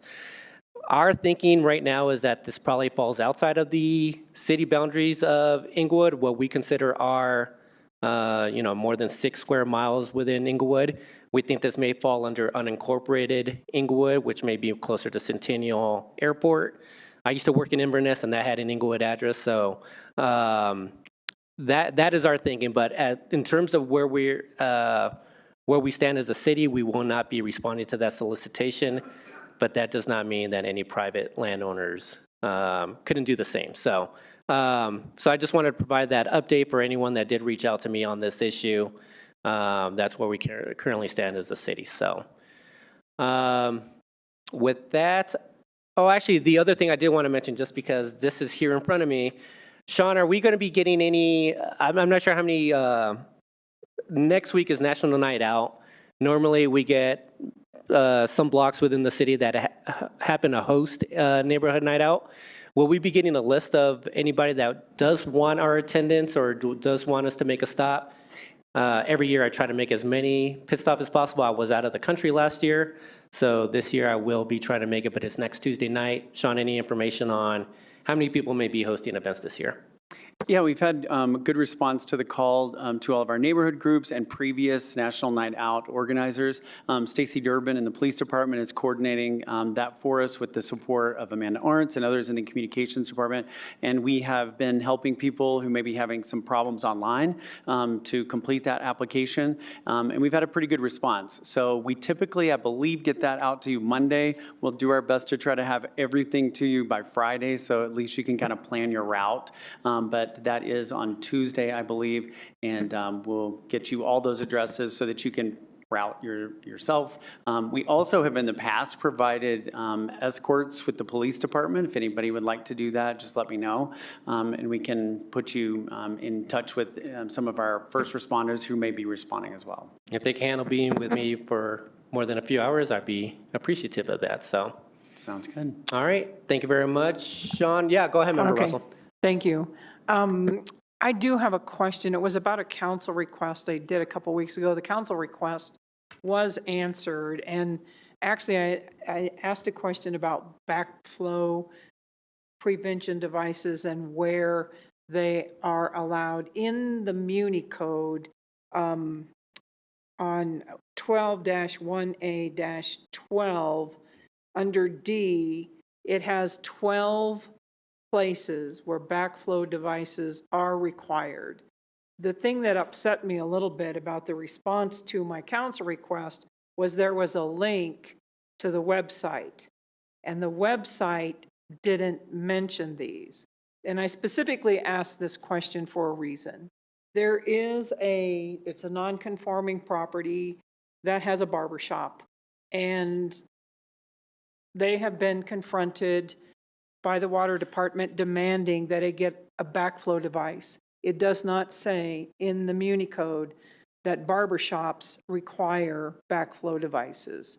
The list is sewage treatment plants, hospitals, clinics, medical and dental laboratories, mortuaries, manufacturing and industrial facilities, all buildings greater than 40 feet high from water service entrance, all facilities which have a service line larger than 4 inches, All premises having irrigation systems separate from the domestic system at cemeteries, churches, estates, golf courses, parks, playgrounds, schools, all facilities, areas, location that have pipe arrangements whereby piping containing potable water is physically joined to a piping system which contains or may contain any substance other than potable water. All facility areas, locations that have pipe arrangements whereby piping containing potable water may be contaminated by any substance which may be forced back, siphoned, or otherwise diverted into the potable water system. All schools or colleges with lab facilities. The bottom line is, because it's in non-conforming in a residential area, in the building where the barber shop is only a toilet. She does not wash hair, she does not color, she does not do anything. And so I would like to make certain that that's not enforced. Thank you very much, Member Russell. I think just the question is, like, based off of that, whether or not we should be enforcing. That's what I'm gathering from that. It doesn't sound like they are required to fill or install a backflow device. So I guess that's just more city manager. I guess the question is, since it's being asked for them to install it based off of that definition, doesn't sound like they actually fall under that code, I guess. So. Right. Yeah. Thanks for the question. So specifically, we need to look at this examples of non-conforming commercial uses in a residential zone. Well, it could be, but I mean, this person doesn't have, it's not a sprinkler system or anything like that. Right. There's probably just a line from the house that goes to I think there's probably a sink to wash your hands, but they are not doing chemicals or anything that would get put in the water. Okay. Yeah, I think their question was what types of commercial uses have those, if I'm remembering correctly. Oh, my original question. The original question. So maybe we can get more specific and involve the legal department. Right. The way that the utilities department has determined this in the past was based on state law that requires all commercial occupancies. So you may remember one of our dings that we had to send a postcard to every resident of Englewood about was because we had like 10 businesses that weren't in compliance with backflow. So the utilities department has become very, very serious about making sure that we have compliance. But to your point, we'll do some more research in terms of maybe something that's in a residential zone that, if there is some kind of exception, but that will be helpful, that specificity. Right. And if state law, I don't know, I've kind of heard that state law may not address this either. But in a sense, if barbers are only cutting hair and not even washing hair, even if they were in a commercial district, it doesn't say barbers in this list. Right. I think I understand the question, and we'll get that answered. Okay. All right. Thank you. I appreciate that. Thank you, Member Russell. All right. Oh, Member Bethel, go ahead. I just want to comment on how common and inexpensive backflow prevention devices are. I have a backflow prevention device in my yard for my irrigation system, as does anyone who uses irrigation in the city of Englewood. They can be as inexpensive as $10, $15 to put in or to purchase, and maybe another, $50 to put in. I think that they are an important part of our municipal water structure, and I support backflow prevention devices. Thank you very much, Member Bethel. City Manager's report. Thank you, Mayor. I'll start with the topic that was also on my list that you had on yours, just thanking Member Summerson and you for forwarding the concern about eyes to staff this morning. So we did ask relevant departments to look into any inquiries. We didn't immediately get anything back this morning, but around noon today, a general inbox that's only monitored once or so a day in the Public Works Department did get a solicitation to submit parking lots with 250 spaces or more. And so it was not from a government website, but that could be something. We are looking into that. We could not verify the business that it appeared that came from, or the person that was sending it. But as the mayor said, we will not be responding to any such solicitations at the staff level. That's both from prior direction from council as well as state law in terms of coordination. So, secondly, I just wanted to thank a number of council members have asked questions about AI. It's been top of mind for staff. And since we did create the AI policy more than a year ago, Deputy City Manager Dodd has reconvened a working group that 2 weeks ago that is beginning a comprehensive policy to find out, the how AI is being used within platforms that we already have. And so we are, that process is underway. We're trying to finalize that in August. And then on September 14th, the policy and philosophy will be presented to council in a study session for your guidance and direction. So thank you for those questions. It's definitely a hot topic in all industries, but certainly in government. And I think we had one of the first AI policies in the state, but I think that your questions have prompted a more comprehensive approach that is now underway. So we'll be bringing that back in September. Thank you very much. City Manager Lewis, seeing nothing else, this meeting is adjourned. See you all next Monday night. Have a good evening.